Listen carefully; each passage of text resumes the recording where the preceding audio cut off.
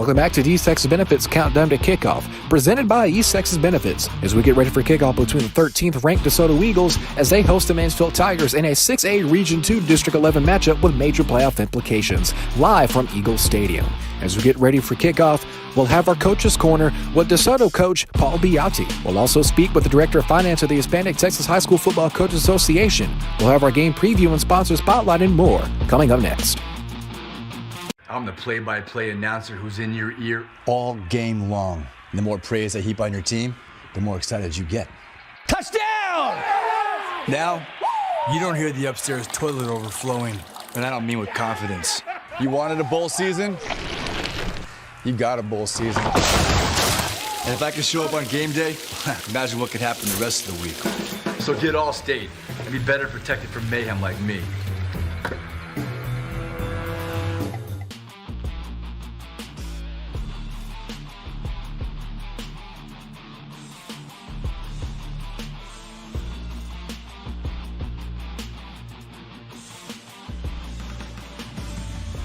DeSoto's quest for the number 1 seed in 6A District 11 will be a bit tougher after falling to number 1 Duncanville last week. They look to finish the season with only one district loss to their credit. The Eagles fell to 13th of the state, but have won 4 straight meetings against the Tigers of Mansfield. DeSoto's only 2 losses of the year came against Duncanville and Baltimore St. Francis back in week 2. The Mansfield Tigers are tied for 3rd place in the district with the Indians of Waxahachie and look to keep momentum after blanking Dallas Skyline last Thursday. A win tonight can put them in a tie for 2nd place with DeSoto. The Tigers started their year winning 6 in a row and are 3-1 on the road. Their only road loss coming back in week 7 against Duncanville. We'll continue with our pregame coverage after this break.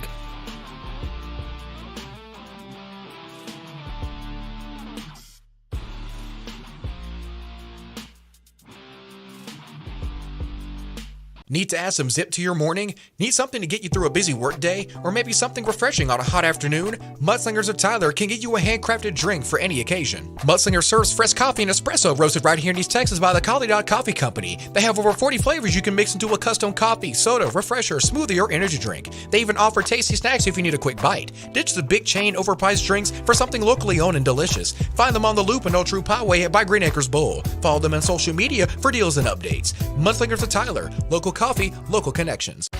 Did you know you had a Texas State bucket list must-see right in the heart of East Texas? It's Circle M Crawfish in Big Sandy, Texas. Circle M is more than just crawfish. It's home to the best deep-fried catfish in town.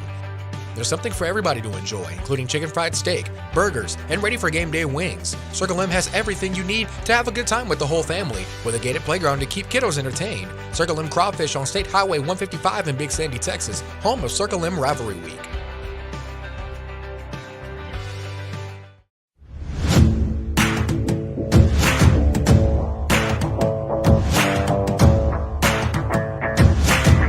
'21 World Champion. 2021 World Champion. Yes. Kind of talk about the journey as to earning that. Of course, Texas is a pretty big state. Texas is a big state. But to be a world champion, what goes into building that success? Well, let me start from the beginning. 2016, I weighed 254 pounds, 44-inch waist. Woke up one day, last 25 years, I said, I want to arm wrestle, but never did anything about it.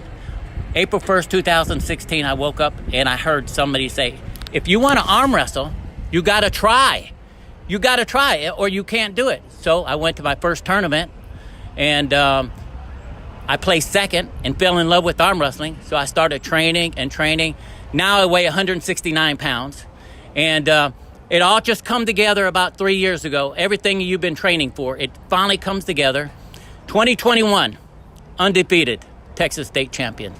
Undefeated national champion, undefeated international champion, undefeated world champion. Woo! That's what I'm talking about. And but that has nothing to do with today, though. Today is about the special kids. We come here to help the special kids. They're a winner in our eyes. We love them. We can do anything for the special kids. We show them our love, and they are so excited.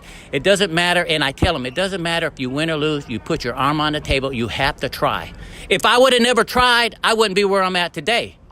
Now, kind of talk about the growing, not just East Texas, but entire state of Texas arm wrestling scene. The state of Texas right now is growing in arm wrestling. We have some of the best arm wrestlers in the world. 2021, we had 2 world champions come out of Texas. But there's a lot of different leagues. There's the Texas Arm Wrestling League. There's the Texas Arm Wrestling Federation. There's a few other ones. But it's all about you can compete anytime, any place, every 2 weeks, every 5 weeks. And with all the organizations coming along, everybody's training everybody for the big state championship to lead to national and world championship. But Texas is a big state, and we got a lot of great arm wrestlers in Texas. All right, would you like to close with any thoughts? One thought. God bless you guys, and thank you very much. And these special kids are making us. This is so exciting to be here today because it's about the kids. It's not about the world champion. It's not about the state champion. It's about the kids today. That's what I love about it. Woo! Popeye out! The rules of the road must be taught the proper way to ensure the highways and byways of the great state of Texas are safe for generations to come. If you're a teen or young adult looking to gain a license or just looking to refine your knowledge and skills, Tyler Rose Driving Center is the gold standard to getting the best behind the wheel results no matter your age or experience. Schedule classes over the phone at 903-535-7777. Tyler Rose Driving Center, located in the Green Acre Shopping Center next to Little Caesars, committed to safety, satisfaction, and service with a smile.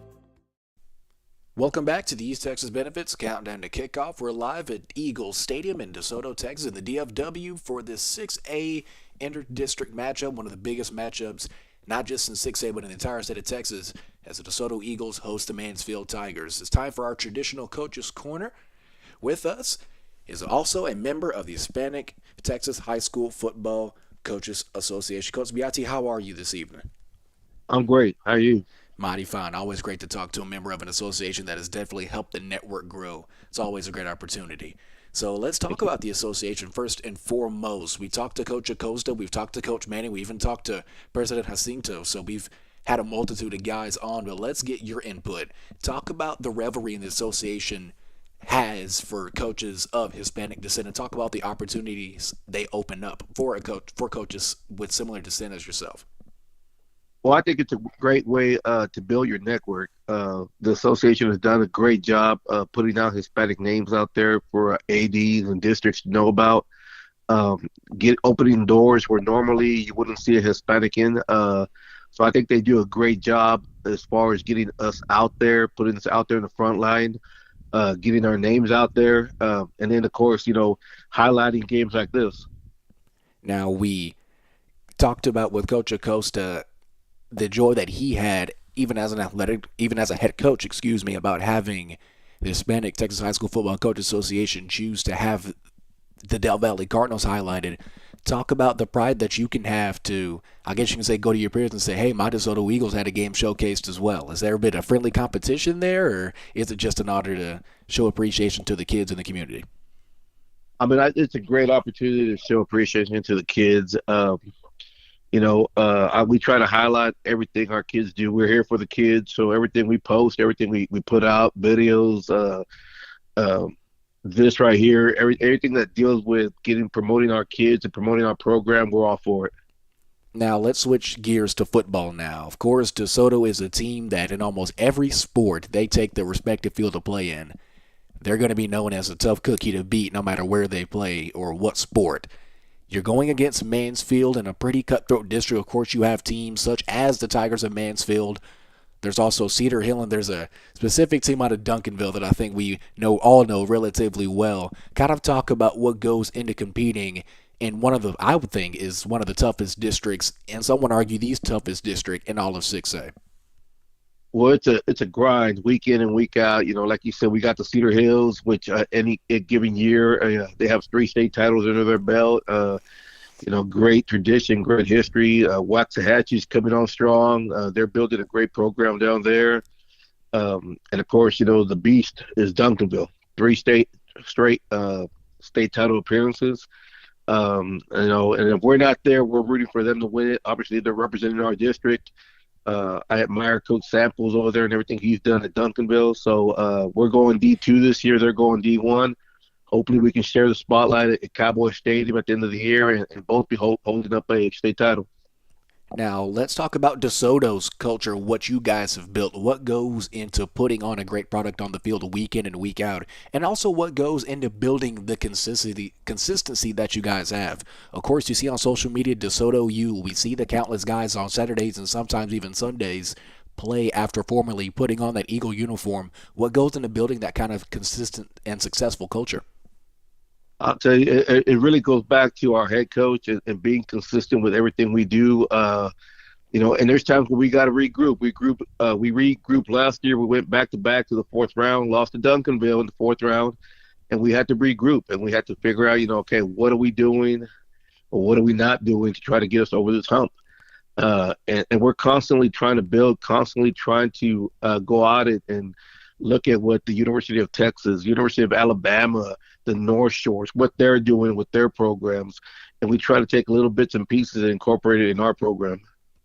Now, this Mansfield team, of course, is in, I would like to call the DFW District of Doom. I know in East Texas, they always have the District of Doom, and I think you guys are in a District of Doom of your own. What's it going to take to take down the Tigers? I'll tell you what, they got a great D-line. They got a dual-threat quarterback. I hate dual-threat quarterbacks. It's having two running backs in the backfield at all time. We're going to have to slow down their quarterback, and we're going to have to stop their running back. They got a good running back, a good quarterback, and there's a lot on the line because we're playing for the number one seed. So we want to win to host our first playoff game here the following week.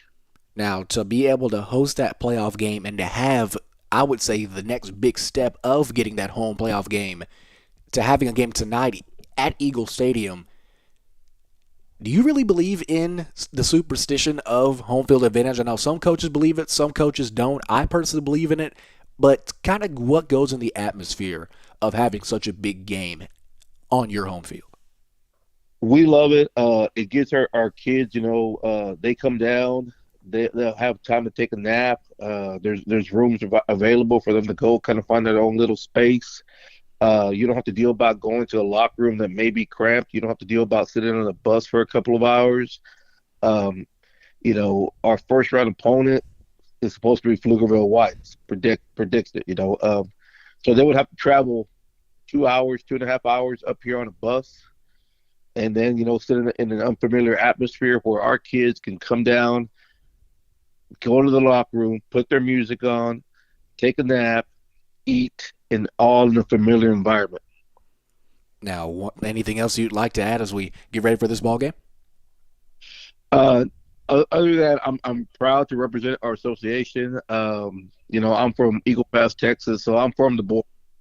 I'm a long way from home. So every time I play or anytime I get the opportunity to give a shout out back home, I do.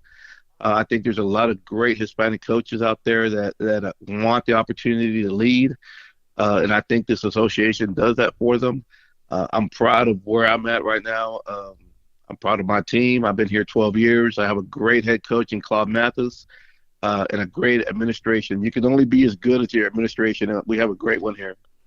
All righty, Coach. Thank you so much for your time. Go get them tonight. Thank you.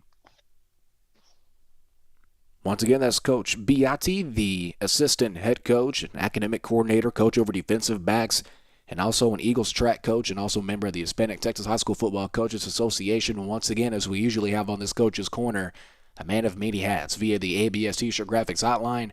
When we come back, we'll continue getting you ready for the Eagles and the Tigers. This is the East Texas Benefits Countdown to Kickoff, brought to you by East Texas.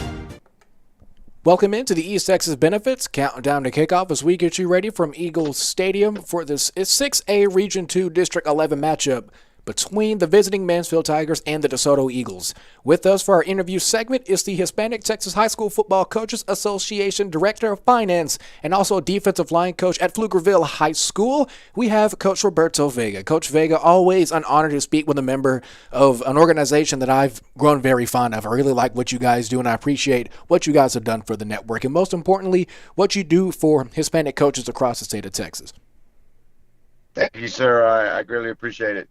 Yes, sir. Let's go in and get to business, shall we? We have a pretty big matchup here. This isn't the first contest that we have had on the Antler Sports Network under the Hispanic Texas High School Football Coaches Association banner, and you hold a pretty prominent position. I'd say you're the money man, the director of finance.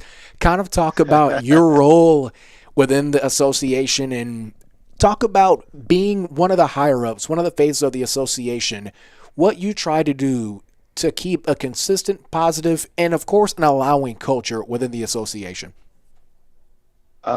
Yes, sir. I'm the director of finance, and obviously, like you said, I'm the money man.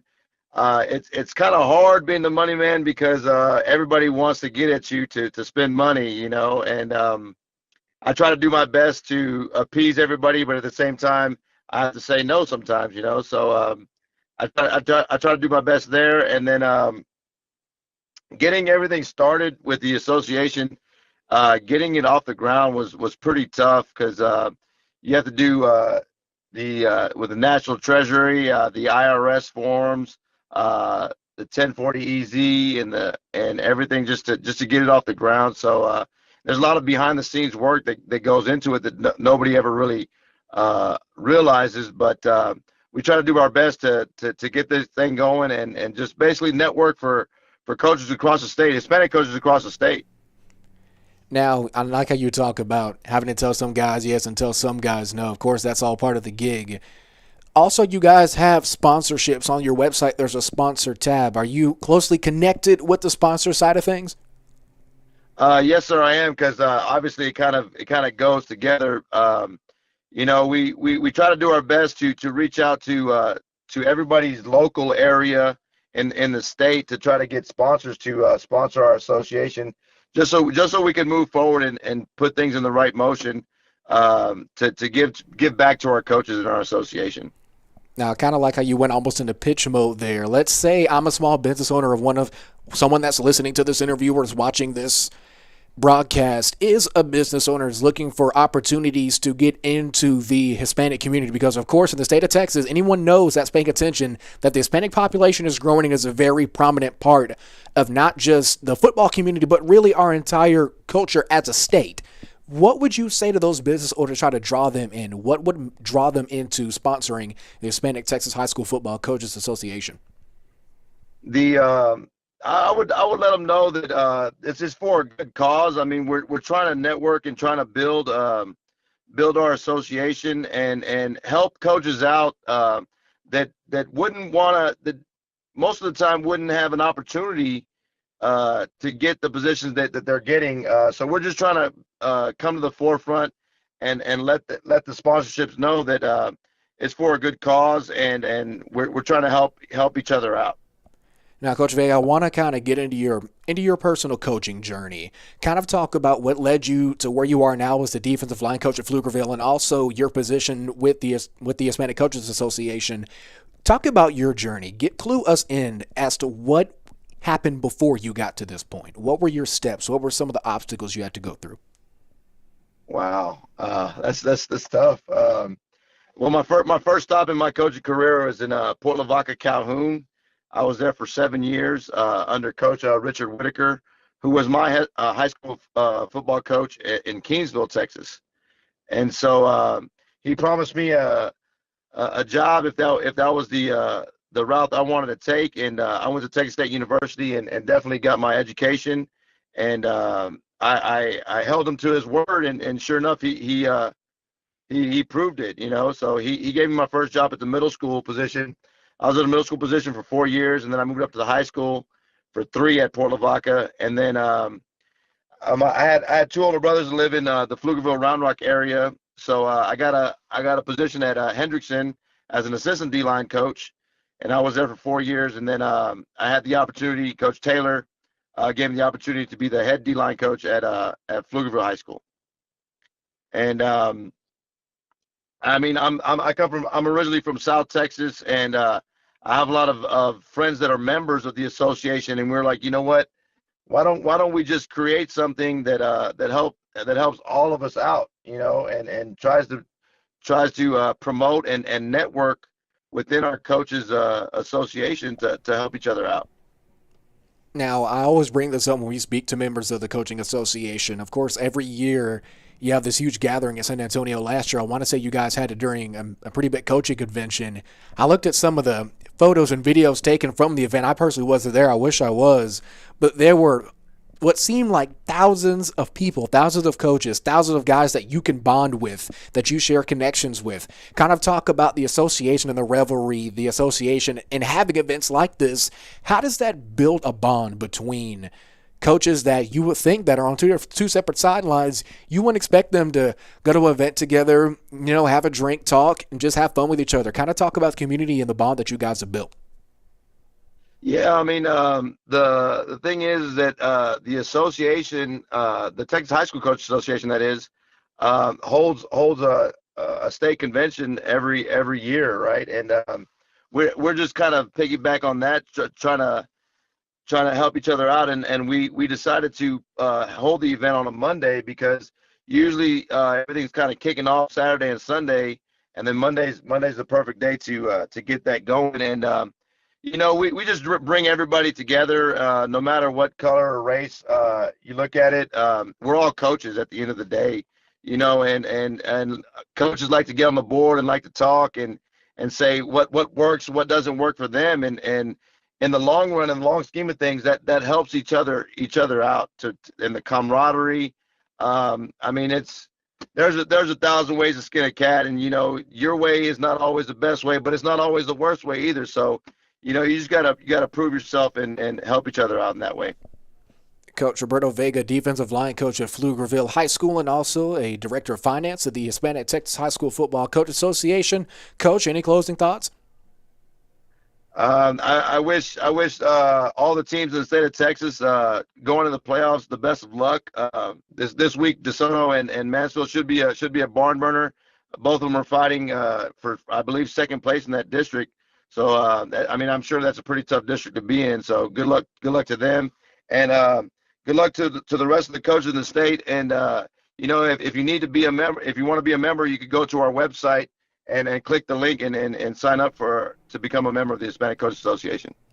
Once again, you can find that website at www.htsfbca.com. Once again, that is www.htsfbca.com to become a member or just check out the Hispanic Texas High School Football Coaches Association, proud partner of the Antler Sports Network. Coach Vega, as always, thank you for your time.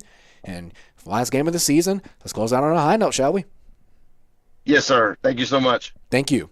Coach Roberto Vega, defensive line coach at Pflugerville High School. Always a pleasure to talk with members and coaches of the Hispanic Texas High School Football Coaches Association. We thank all members and higher-ups for what they do and how they've benefited the network. The East Texas Benefits Countdown to Kickoff will continue after this timeout, presented by East Texas Benefits. Local knowledge you can trust.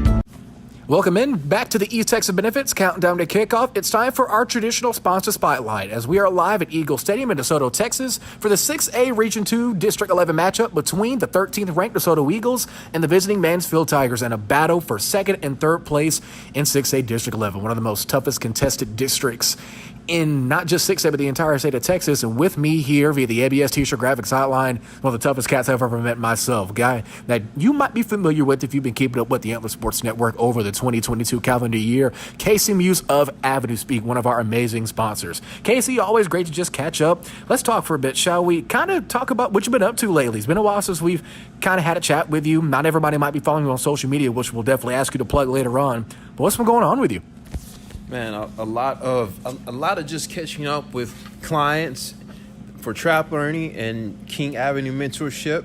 Just definitely trying to attack these kids and get them the help that they need and get them the help they deserve, whether it's through one-on-one interaction or whether it's through Trap Learning and dealing with autism, Down syndrome, mental health disorders. We talk about PTSD, schizophrenia, manic depressive, any and all of those things. Age limit is not a thing. So, I know I talked about a lot dealing with kids, but then it's also people in nursing homes and retirement homes, and then older adults, and then early childhood, and then also adolescents as well. Huge heart for adolescents. But yeah, man, a lot of those things. Always great to hear that you got good things going on. I know I follow you pretty frequently on social media. It was great to see you progressing and building Avenue Speak into more of a dominant figure in our area. What I want to touch on is a subject that, as a young man myself, I can definitely relate to some degree. We live in a generation to where mental health is kind of a double-edged sword. If you don't talk about it, you're always in a constant battle with yourself. But if you do talk about it, you might get victimized. You might get demonized. I know some younger people, both men and women, might not have the same attention given to their mental health from their parents because they've been raised a certain way or they just don't believe in the way that we depict mental health. Kind of talk about what it would take from the perspective of someone that is working diligently to try to break the stigma of mental health being a difficult topic to discuss. What will it take to break that glass ceiling and make mental health even more of a topic that we should openly discuss more in a public space? Actually, Jared, you really gave the answer whenever you talked about just speaking about it. It simply is just speaking about it. It simply is just asking questions about your symptoms, your well-being, your day-to-day habits.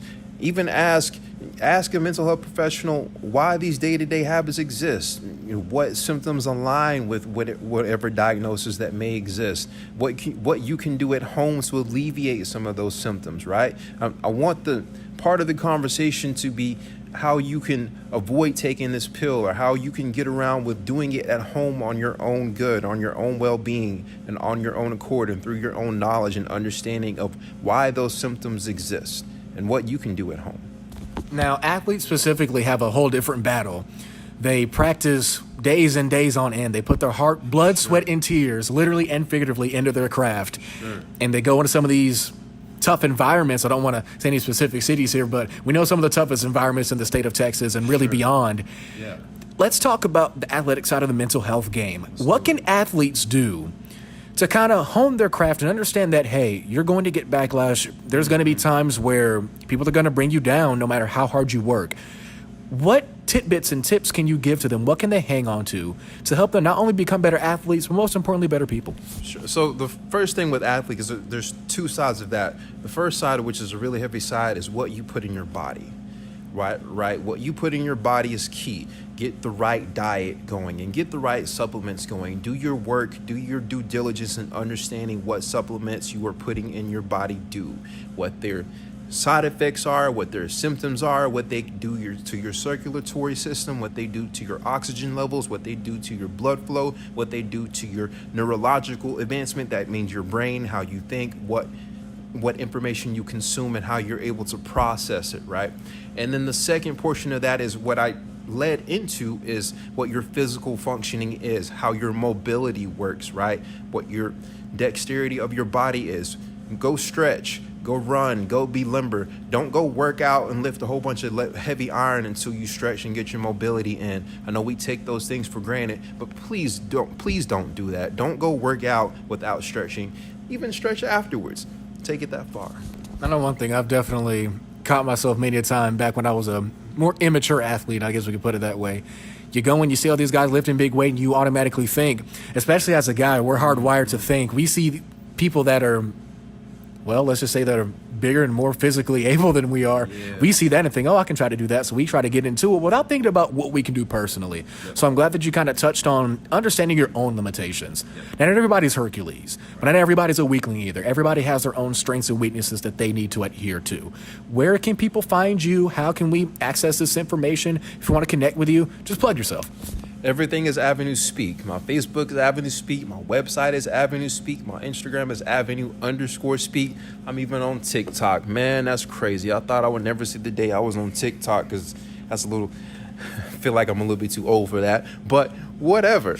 Yeah, man, I'm on TikTok also at Avenue Speak. Everything is Avenue Speak. If you want to get crazy, you can put by Casey Muse. That's Muse with a Z. My name is Casey Muse, CASEY space MUZE. Now, anything else you'd like to add? Nah, man. Follow Avenue Speak. Tap in. Ask me questions. And text me, call me, DM me on Instagram, whichever. Casey Muse with Avenue Speak. AvenueSpeak.com, right? Yes. Easy to access. You can't get much simpler than that. So honestly, there's no excuses for people not to reach out and at least see what you're about. I think all of our viewers could benefit from what you provide, not only for athletes, but for the entire human race. Casey Muse at Avenue Speak once again on the E6 Benefits Countdown to Kickoff. We'll continue our countdown to get ready for the Eagles and the Tigers from Desoto Eagles Stadium in the DFW. We'll be back after this timeout.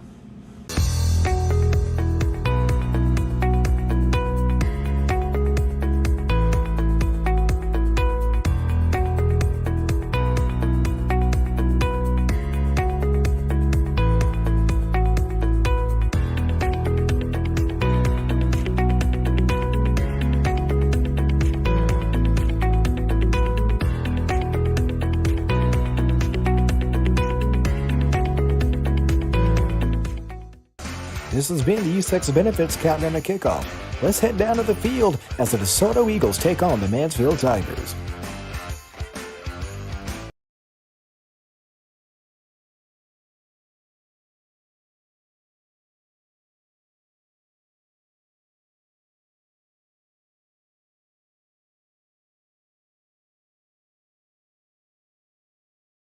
As the Star-Spangled Banner concludes, presented to us by the DeSoto Eagle Band, we are live for 6A high school football action and an Hispanic Texas High School Football Coaches Association feature presentation. It's the 13th ranked DeSoto Eagles taking on the visiting Mansfield Tigers. Hello, everybody. Live from Eagle Stadium, Jared Jones, Cam Overstreet, Christopher Jones, our camera worker for this evening's proceedings. Not our typical Texas College bounty or outing on a night of the town. Just ahead of us here in the Kelly's Tattoo broadcast booth is the beautiful downtown Dallas skyline, and we're ready for high school football. Two teams currently sitting in a death match right about now in 6A Region 2 Division 11. The winner of this ball game is going to be poised to take the 2 seed as the Duncanville Panthers at the top of the district have pretty much got position 1 locked and sealed. Both of these teams with pretty identical records, sitting at a record of 7-2. DeSoto, respectively, in district play is 5-1. The visiting Mansfield Tigers sitting at 4-2. DeSoto ready to kick things off. They're wearing their all-whites. Me personally, Cam, I know you might say differently to this ordeal, but I personally like when home teams have all-white uniforms. We'll get to that and more after this kickoff. The DeSoto Eagles are going to kick things off from left to right here at Eagle Stadium. The very first time we've gotten a game here at Eagle Stadium. Look forward to maybe doing more games. And here we go, up and away, end over in kick. It's going to be taken about the 2-yard line, and here come the Tigers. Got a couple blocks upfield, turns across the middle of the field, initially hit at the 20-yard line and brought that up to 22, and that's where Mansfield will take over 1st and 10. Before the two teams take the field, let's take a look at the starters for the Mansfield offense and DeSoto defense.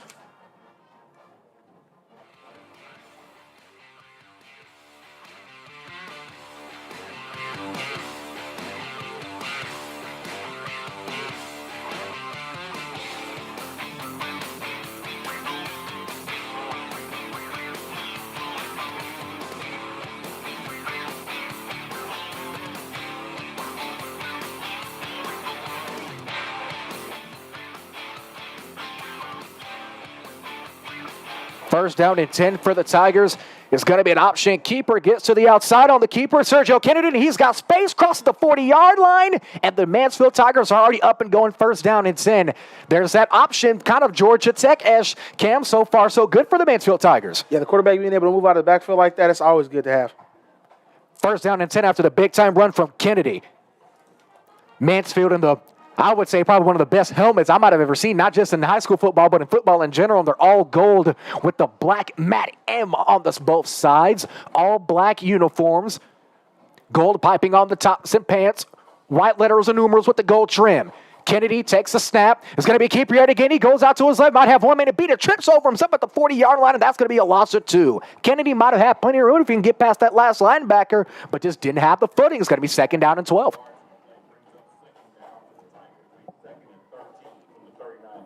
Check that. They're going to call that a loss of 3, but I'm not a mathematician, but I think that's about a loss of 2. From up here, let's go and call it second and 12. Here comes this Mansfield offense, led by head coach Gregory George. Tigers 7-2, district record of 4-2. They break the huddle. Kennedy double backs here. Takes a snap. He's going to hand it off this time. Fakes the throw, and he's immediately brought down well at the line of scrimmage. And there's some little bit of extracurricular activity on the far side of the field. You see a DeSoto Eagle on the Mansfield sideline.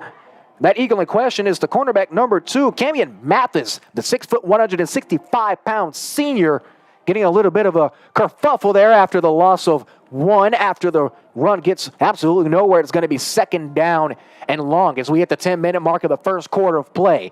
Here come the Tigers. Shotgun snap. Kennedy got to keep it up. The ball is bobbled, and the football's loose. Both teams can't seem to get on it. Mansfield might have it. The clock stops, and Mansfield does fall on it. The left tackle, number 51, Connor Harden, able to fall on it. That's going to bring up the punt team for Mansfield.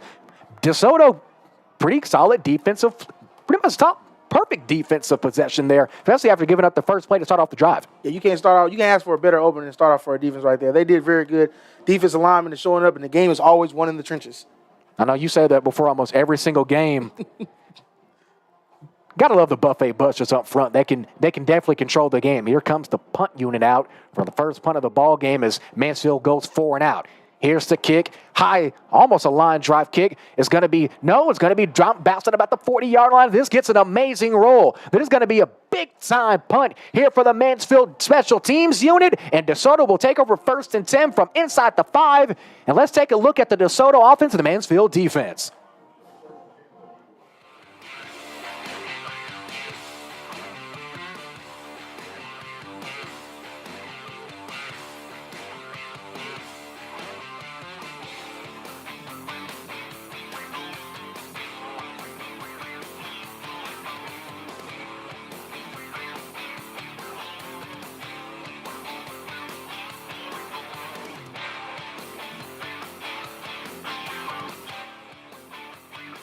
Drive starts off with a handoff up the middle. It's going to be a gain of around 3.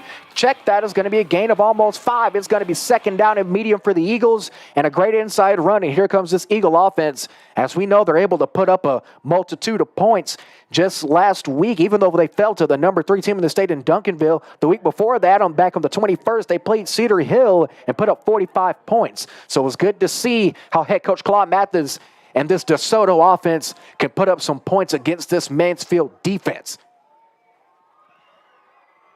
DeSoto with our starting lineups here, they typically run 2 running backs. Instead, it's going to be DJ Bailey, the single caller. Has got 1 man in the backfield. It's going to be a throw to the outside to Jonte Cook. Cook gets the first down and some change, and that'll move the chains. Big time catch by Cook. Great job by keeping his knee off the ground and getting extra yardage to move the chains.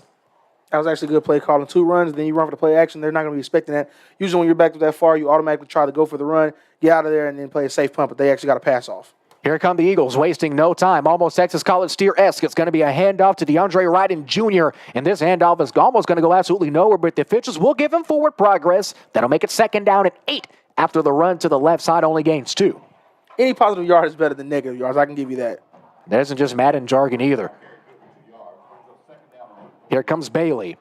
Bailey has a back to his right, slot receiver to his left. It's going to be a keeper. Here comes Bailey. Bailey extending the play. He's going to gain, let's call it 5, gets to the 30-yard line, and it's going to be third down and 3 to go. Excellent read from the quarterback to see the DD tackle really wanted to go for that running back. He snatches it back and gets positive yards.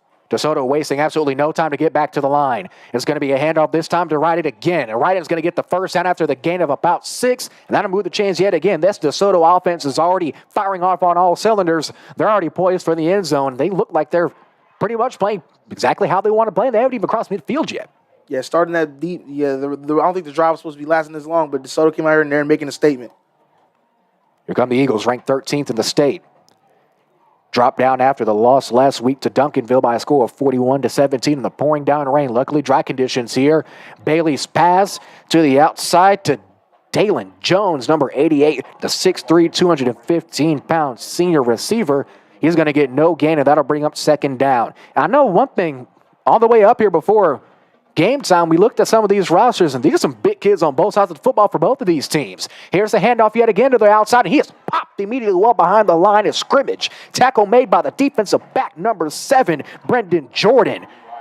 Jordan coming from the safety position and making a well-timed tackle behind the line of scrimmage for a Braggart is going to give him back to the original line of scrimmage, and it's going to be 3rd down and 10. Mansfield's defense starting to lock down and find their own groove. Let's see if they can force a 4 and out here, make it back-to-back 4 and outs for both of these teams. Here comes Bailey, has a back to his right, takes a shotgun snap. He's immediately looking left, switches back, looks right. He's got a man downfield. He's wide open to Cook. Cook goes up for it, incomplete. The DeSoto fans right below us here in the Kelly's Tattoo broadcast booth want a penalty, but no dice. Tribuezi Orica with fantastic defensive coverage downfield. Cook might have had a couple of steps on him, but can't make the play. It's 4th down. Yeah, Cook showing a lot of speed right there, but the pass didn't get there in front of him like he wanted to, and there was a no-fly zone play from the cornerback there. That was nice. The Eagles now looking to kick things back to the Mansfield Tigers. Back deep for the Tigers, number 19, Jacoby Hayes. A sophomore wide receiver doing kickoff return duties here. Mansfield seeming to maybe only rush 4 or 5. Not typically what we'd see on some punt defensive units. Here's the kick, almost blocked. Just gets it off. Fair catch made. Fair catch called. Let's call that at about the 36-yard line, and that's where the Tigers will take over 1st and 10. Now, their last possession, I wouldn't say it was an empty possession. You have guys on the field like Sergio Kennedy getting that option game going early, making this DeSoto defense think. But DeSoto in their first defensive drive rose to the challenge, forced to punt. Let's see what the Tigers and Coach George have in store this go-around. They're going to take the ball at the right hash here, 1st down and 10. Ball's at the 37-yard line now. Here's Kennedy. He's got a slot receiver at the top of your screen, lone receiver at the bottom of your screen. He's got a back to his left in the gun. Has a tight end.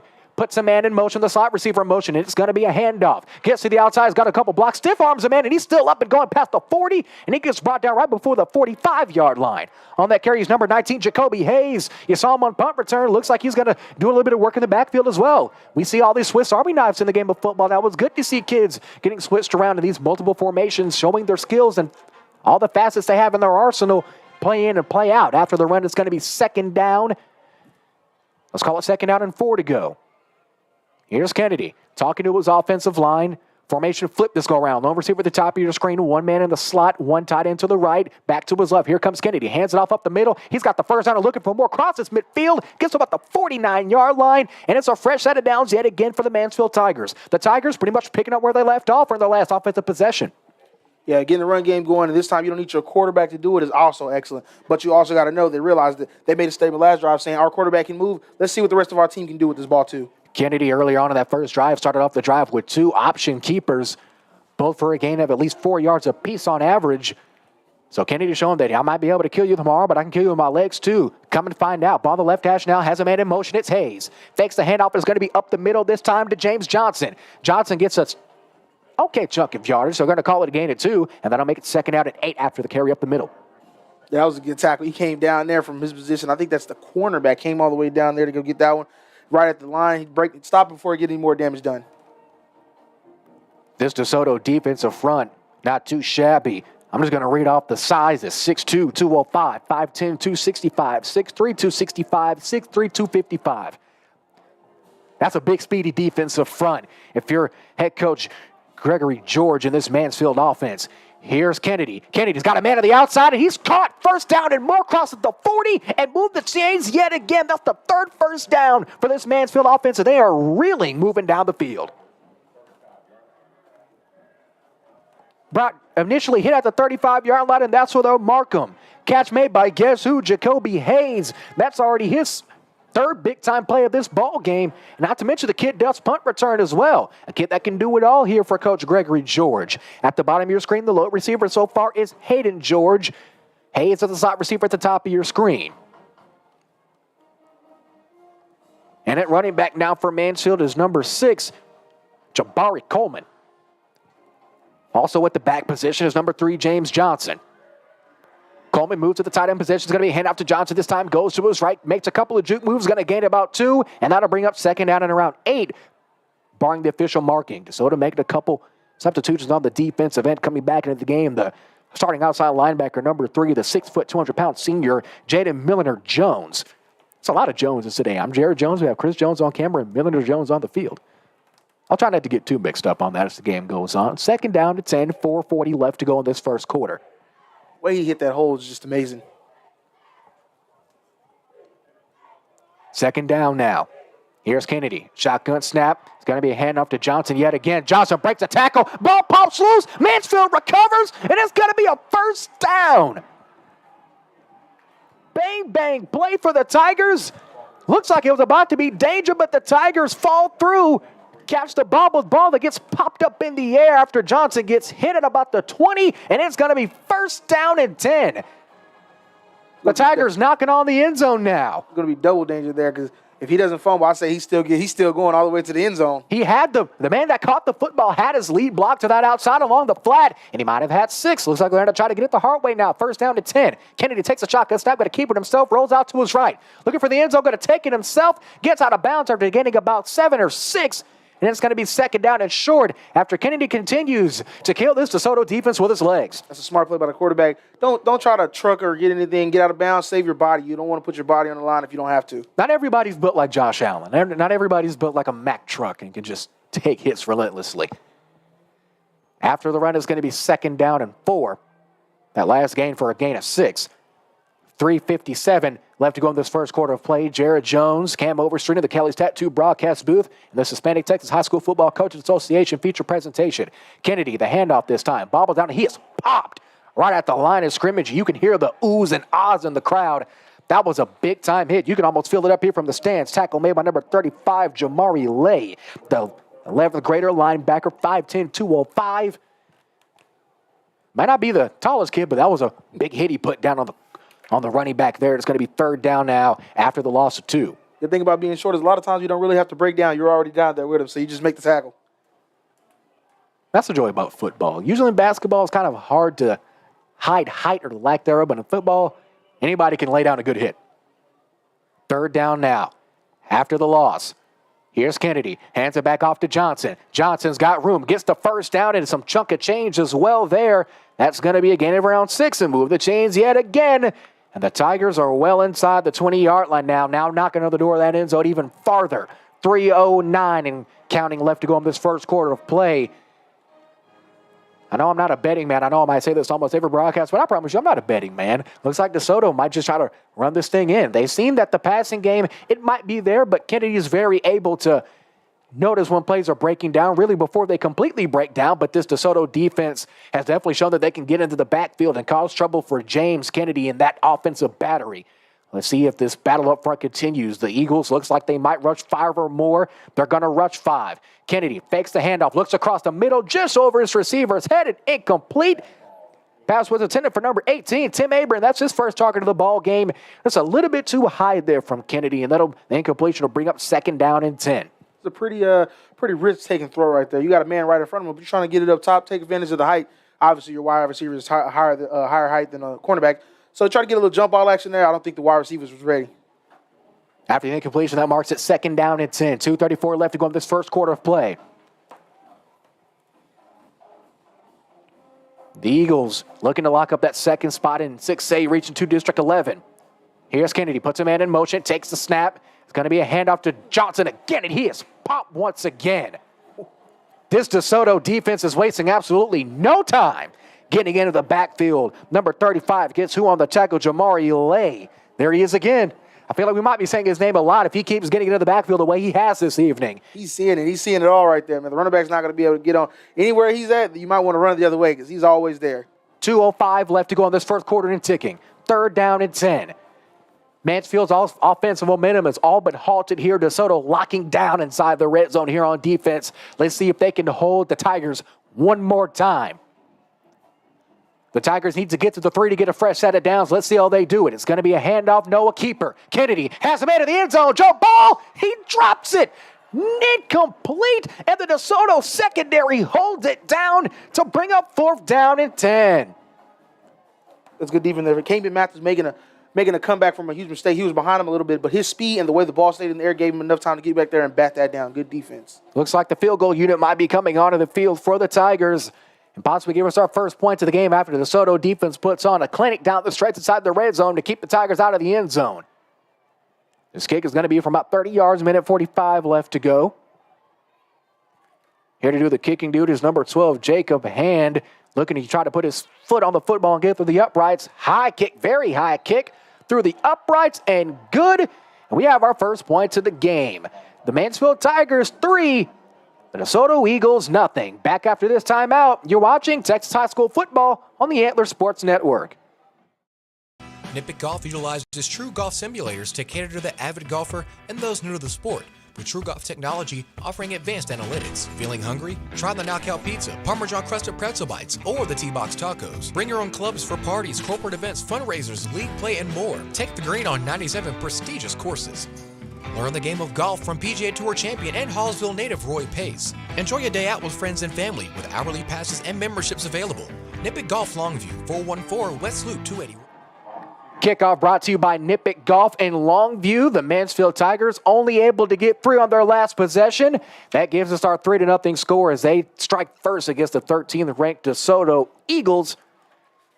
And let's see what happens. Let's see how the Eagles respond here. Can only muster a 3-point defensive possession. Wanted to maybe try to hold them to 0, but at the end of the day, I'd rather take a 3-point lead, a 3-point deficit over a possibly 7 or even 8-point deficit. Jared Jones, Cameron Overstreet in the Kelly's Tattoo broadcast booth. Hand here to put foot on football yet again, no pun intended there. The 40-yard line, this City of Dallas officiating group here for tonight's ball game. One thing about this DeSoto field that we notice immediately, it almost looks like a nice, fresh haircut almost. Nice, fresh field. I like the dark and light green contrast. That's one thing I really like about some of the newer fields. This kick is going to be one to the back of the end zone for a touchback. And DeSoto will come back onto the field 1st down and intend to try to strike back against the Mansfield Tigers, only able to muster 3 points in their last possession. Yeah, Patrick, you're saying this is feeling like it gave it like a fresh. It's like taking off a do-rag in the morning, looking at your waves. Very first time. You get your Murrays or your Blue Magic or whatever you put on your hair, whatever hair gel you use respectively. Get a nice couple brushes in, take the do-rag off. It's just a nice fresh feeling. Almost a fresh out of the chair look. Let's call it that. Fresh out of the chair, indeed. DeSoto having 2 running backs here. Bailey's going to hand it off across the middle and end off to Wright and Jr. That's only going to get him 2, and that'll bring up 2nd down and 8 after the carry goes nowhere.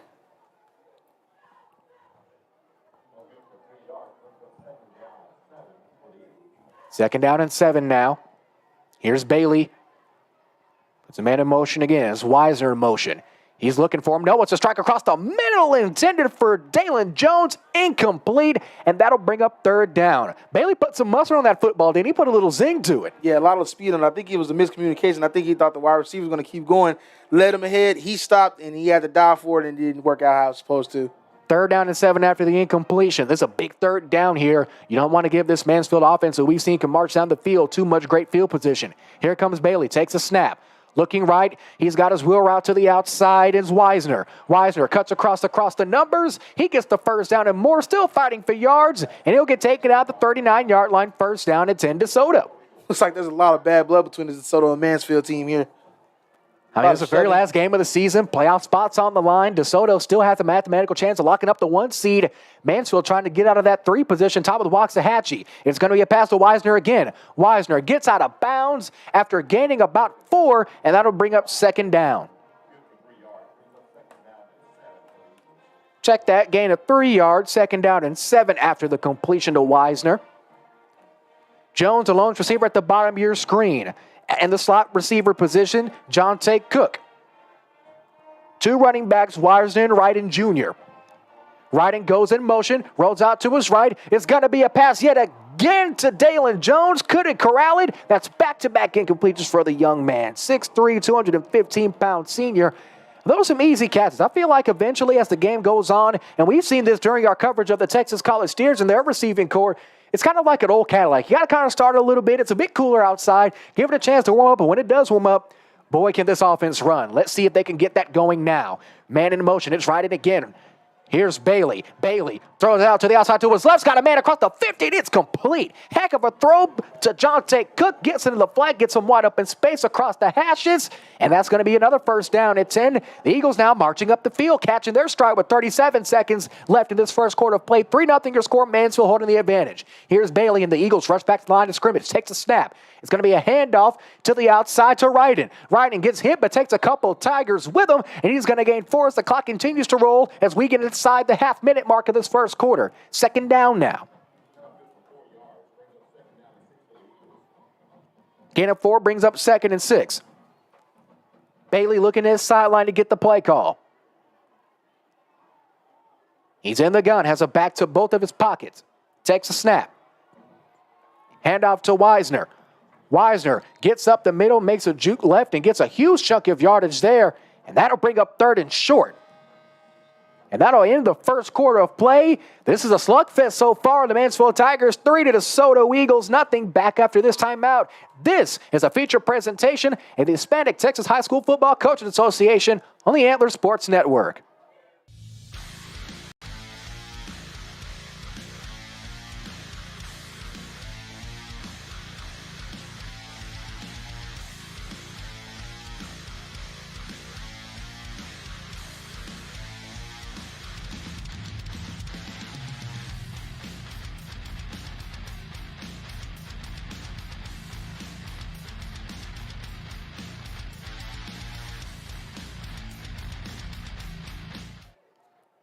Second quarter of play now getting ready to go underway. We flip sides of the field. Fresh 12 is on the clock. And Cam, you have some first quarter stats for us for both of these teams?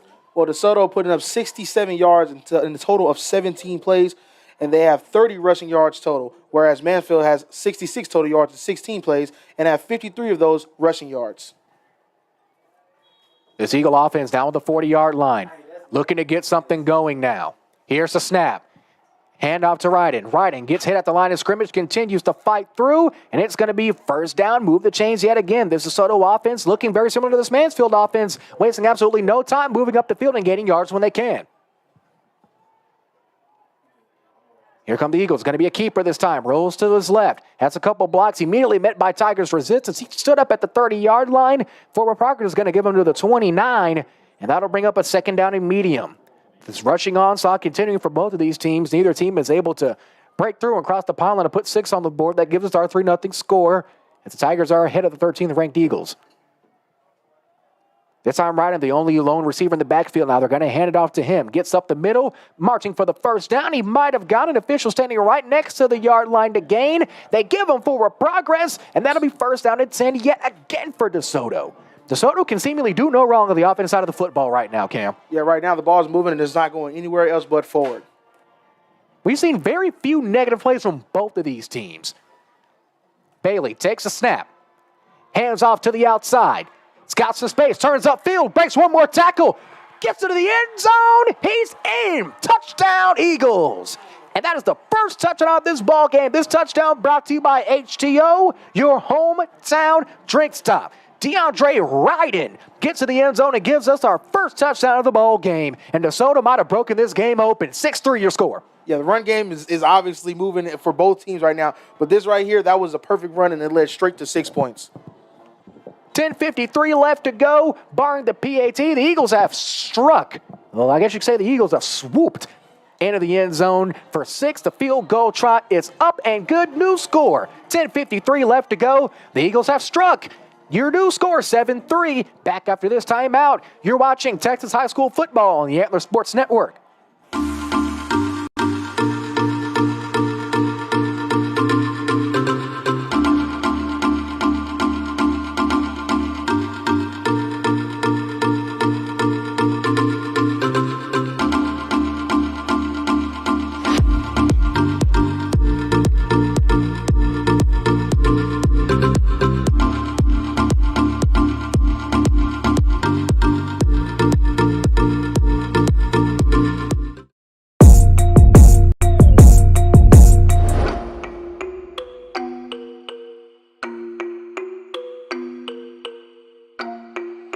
MTC Beats.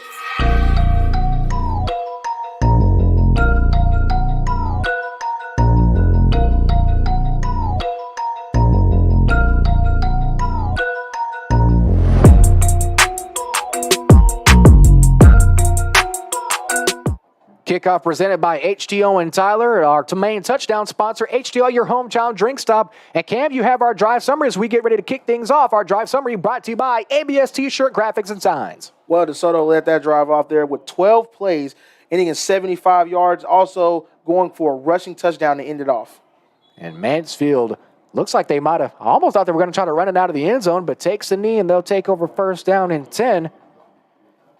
Yeah, smart decision by the run, by the returner there. You don't want to take that out if it's that deep into the end zone. And here comes this Mansfield Tiger offense.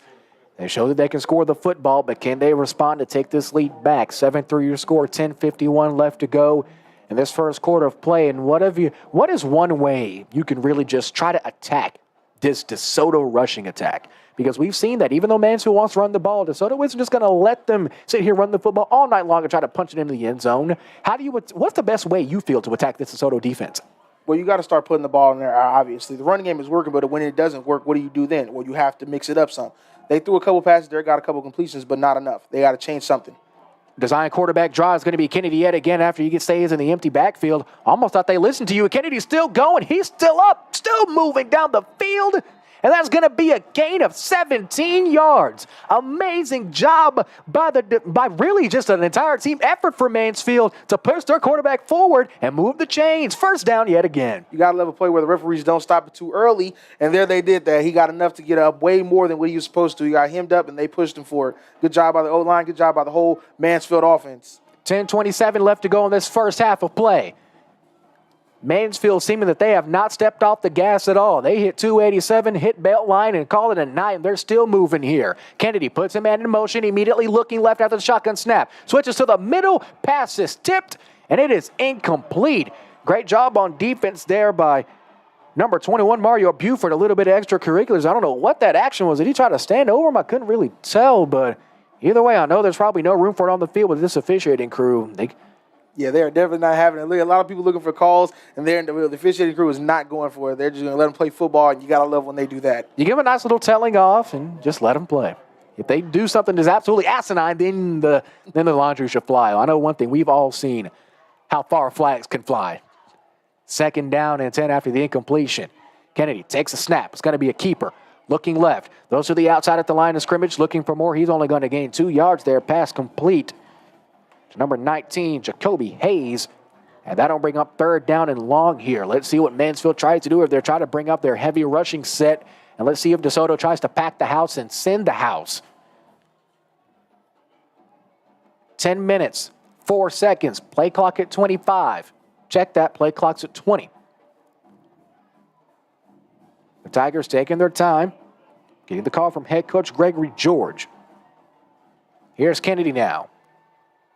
In the gun, DeSoto looks like they're going to send the entire city of DeSoto population now, and they do. Heavy rush. Here comes Kennedy. Rolls out to his right, and he's got room. Got to keep it himself. No flags. Get the first down and more, and he moves the chains yet again. Early contender already. Number 1, Sergio Kennedy, quarterback and signal caller for the Mansfield Tigers.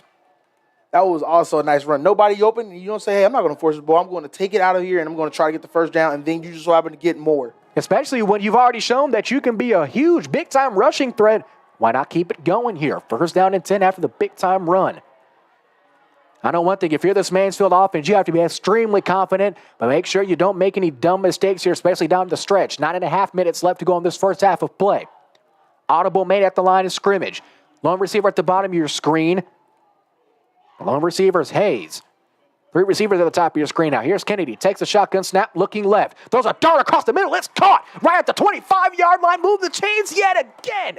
9-10 left to go in this first half of play, and Mansfield is playing perfect offense so far. I know we hardly say that, but this is as close to perfect as you can get. Reception made by receiver number 5 for Mansfield. That's Reed Pickney, the senior receiver, making a big-time play across the hashes there at the slot position. And that's the benefit of having a speedy slot receiver, getting it open space, very Wes Welker-esque. I know we like to talk about slot receivers. Slot receiver making the grab there. This time the slot receiver's on the right side of the field. It's going to be a handoff, and he's got space. James Johnson at the 10-5 goal line. Touchdown, Mansfield. And this is a shootout, ladies and gentlemen. Carries it into the end zone for an HGO touchdown. Brought to you by HGO, your hometown drink stop. It's a 9-7 ball game, Cam. That right there. No, I don't think he was touched at all by anyone on that play. Saw the hole, made the hole right there, went straight through it, and it's easy touchdown. Mansfield and Desoto. We talked about this on the way up here. This game could be a shootout. It's probably going to be first to 60. PATs up through the uprights and good. Your new score. 8:39 left to go in the first half of play. The Tigers 10, Desoto 7. Back after this timeout on the Antler Sports Network. Did you know you had a Texas State bucket list must-see right in the heart of East Texas? It's Circle M Crawfish in Big Sandy, Texas. Circle M is more than just crawfish. It's home to the best deep-fried catfish in town. There's something for everybody to enjoy, including chicken fried steak, burgers, and ready for game day wings. Circle M has everything you need to have a good time with the whole family, with a gated playground to keep kiddos entertained. Circle M Crawfish on State Highway 155 in Big Sandy, Texas, home of Circle M Rivalry Week. I'm a tailgater tailgating to get to my tailgate. Now, it might not get me there any faster, but hey, it gets me ready for football. Let's tailgate. I can't go anywhere. But you're so busy watching me tailgate that you don't see the one in front of you. And your cut rate car insurance, it might not pay for this. So get Allstate and be better protected from mayhem. Like me.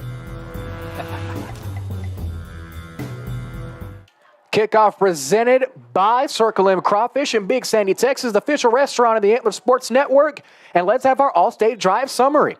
Well, we got there that Mansfield giving us 6 plays, 75 total yards, and also saying if you can rush the ball, we can too, going in for a rushing touchdown to end that drive off. All set up by the big-time throw across the middle to Gabe Zumwalton. The kickoff is up and away, and pretty short kick, taking about the 20-yard line, and here come the Eagles yet again. Crosses midfield, looks across midfield, and he's still up and going. Still going. The kicker to beat it. He's right at the 50-yard line. Amazing field position for Desoto. First down and 10 after the amazing kickoff return by number 19, Dalen Singleton. Singleton used both of his legs to get that big-time yardage there. Might have broken a tackle from everyone wearing a black uniform and golden helmet to set Desoto up in amazing field position. First down at 10. 8:28 left to go in this first half of play. Let's see if the Eagles can strike back yet again. 10-7 your score. Bailey takes a snap. It's a handoff. He's going to gain about 4 or 5. Forward progress is going to give him almost 5. He gets to the 45-yard line, and that'll make it 2nd and 5. A lot of 5s there. 8:15 left to go in this first half of play. Desoto wasting absolutely no time this entire game to get to the line of scrimmage. They want to score and score quickly. Bailey's throw to the outside around the 40-yard line is complete. It's number 13. Check that. Yeah, it's number 13. See if we can give the kid his credit here after the great catch, and that'll make it 3rd down and short. That catch was made by Desoto's number 13, Cedric Harden Jr. Here's Bailey making a couple of adjustments at the line of scrimmage, talking to his offensive front. Man in motion. High snap. Handoff to the left side. Across the numbers, gets past the first down marker to gain. And the extracurriculars activities continue. No flags thrown in the latest kerfuffle This time was DeSoto's number 88, Dalen Jones, yet again. And still no love lost between these two ball clubs. Hopefully it doesn't get too out of hand. Everyone knows how I hate when games get out of hand. I hate to be that way, but let's just play football, guys. Bailey with the snap. Gets it outside again. A helmet comes off. Mansfield helmet comes off, losing his hat is number 44, Cal Fletcher. Fletcher's going to have to fetch his helmet and sit out of play. After the throw is complete, that makes it 2nd down and 6. Let's call it 2nd down and 3. Check that. After gain of 7. Clock moving now. 7:20 left to go in this first half of play. Here's Bailey. Double receivers at the top and bottom of your screen. It's going to be a handoff yet again. Handoff to Mathis. It's almost absolutely nowhere. They're going to give him a yard, and they'll mark him out the 30-yard line, allow to make it 3rd down. That tackle made by number 42, the middle linebacker, Gus Fleming Wood. It's 3rd down and short. The Eagles trying to strike back. Bailey, quick throw to the outside. Makes a man to beat, makes a man miss, and he's got space, and he's immediately brought right back down after gaining 4. Multiple flags flying. Here it comes. Here's the breaking point, I guess you could call it for these officials. You've seen enough. Eventually, we'll just want to throw the flag. I mean, I know you talked about just let the kids play, but there has to be just a tad bit of discipline there on the field. Yeah, trying to get an extra little cheap shot there. That's not what you need to do. You're not out there trying to hurt somebody intentionally. Just go out there and play your brand of football. Go back to the huddle. Cedric Hart on that last reception. The officials convening here. They break their quick little huddle. Let's get the official call.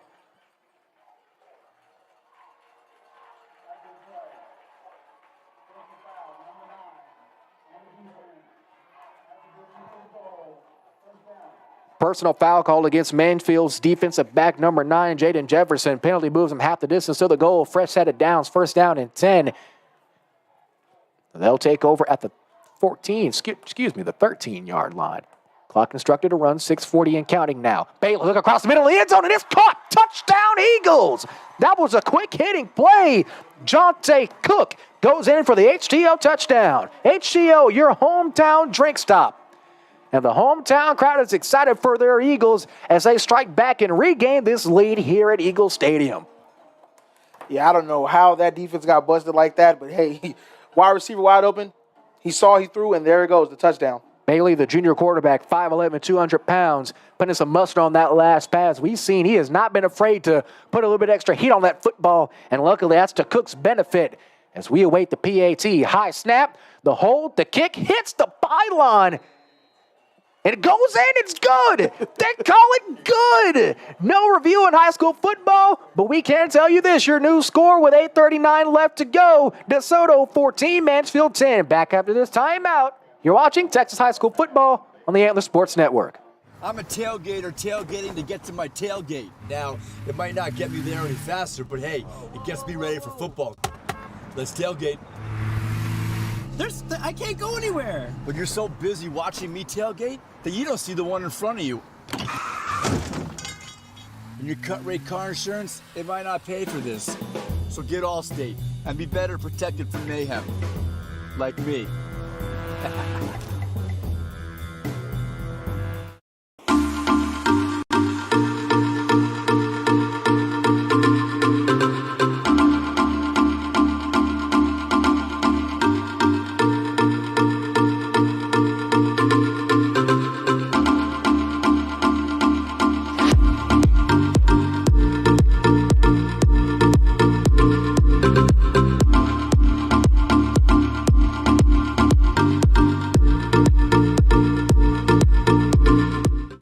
Kickoff presented by HDO and Tyler. HDO, your hometown drink stop. I love me some sweet tea from HDO every once in a while, but you're going to love our dry summer, Cam. What do you got?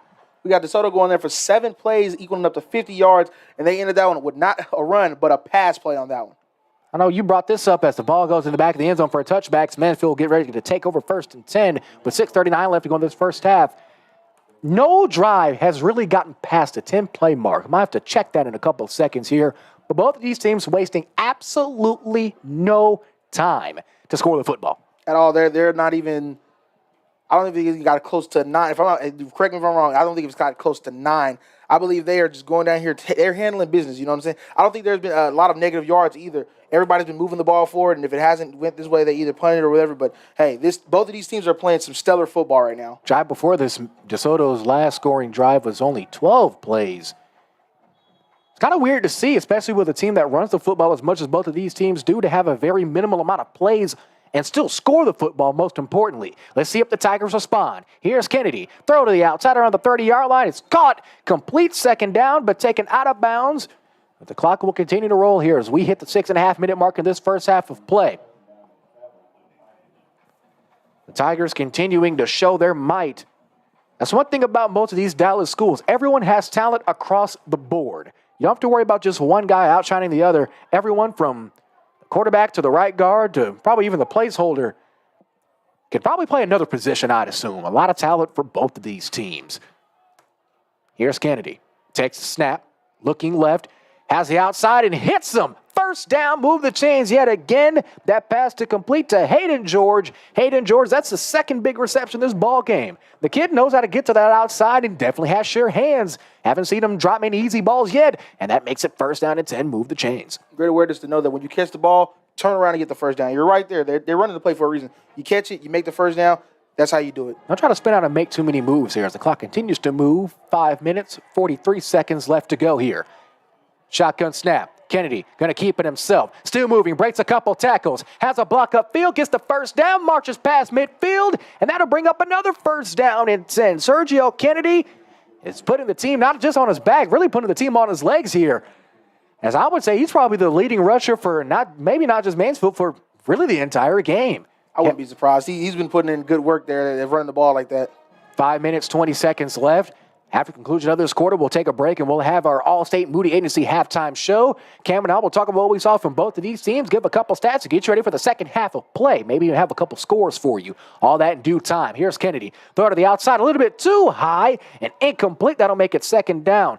Scary hit there. Luckily, official helps him up on the far side. That pass intended for Tim Abram as we hit the 5-minute mark. 5:03 left to go in this second quarter of play.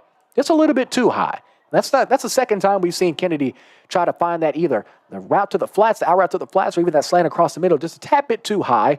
Another thing about this DeSoto secondary, really their entire defensive front, they have height, they have size, and most importantly, they have speed. Yeah, he was able to go out there real fast to close down on that. Here's Kennedy, has a man in motion. It's a handoff to the outside. Immediately met by resistance, going to try to gain a yard, and that's all he will have to get. And an amazing job by the DeSoto defensive front to swarm to the other side of the field. That handoff was to number 5, Reed Pickney, yet again. Only gained 1 there on that last carry. 3rd down and 9, maybe even 3rd down and 9.5 almost. Officials say he might have gained the length of a football on that last carry.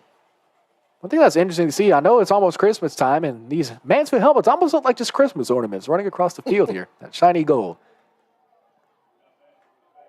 Here comes Kennedy. Has a man in motion. It's going to be a handoff to Johnson on the outside. Johnson takes a hit. He's still up. He spins out of it. It's still got room. Crosses the 40, hits the first down marker, and moves the chains yet again. 4:10 left to go. And Mansfield catches fire yet again with this run game that we've seen dominate this entire first half of play. I can't speak for every high school in Texas, but I know for one thing, we were taught how to tackle, make a solid tackle, and bring the man down. That right there, breaking that many tackles, DeSoto got to know that they have to be able to tackle that young man right there. Their running backs are very elusive, right? They can break a tackle and break off for big. James Johnson leading this, and Sergio Kennedy leading the battery on this Mansfield offense. And one thing about this O-line, I know we love to talk about O-line, they're giving Kennedy and his respective offensive mates plenty of time to make plays. Here's Kennedy, gonna make a throw across the middle, just too high. Pass was intended for number 5 yet again, Pinicky, and he couldn't get it. Seems to be a bit shaken up, or maybe just tired. Hopefully the kid's okay, and that'll bring up second out after the incompletion. He may not be catching them, but he's going up there. He's touching them. He's really jumping high for those. I feel like maybe the Mansfield basketball coach is looking. That could be a solid 2 guard, even a small forward. Give us a little Spud Webb dunk after the game or something? Maybe. I mean, I know you can't dunk the ball through the uprights anymore for a touchdown celebration. That was one of my favorite celebrations growing up as a kid, but I digress. Second down and 10 after the incompletion.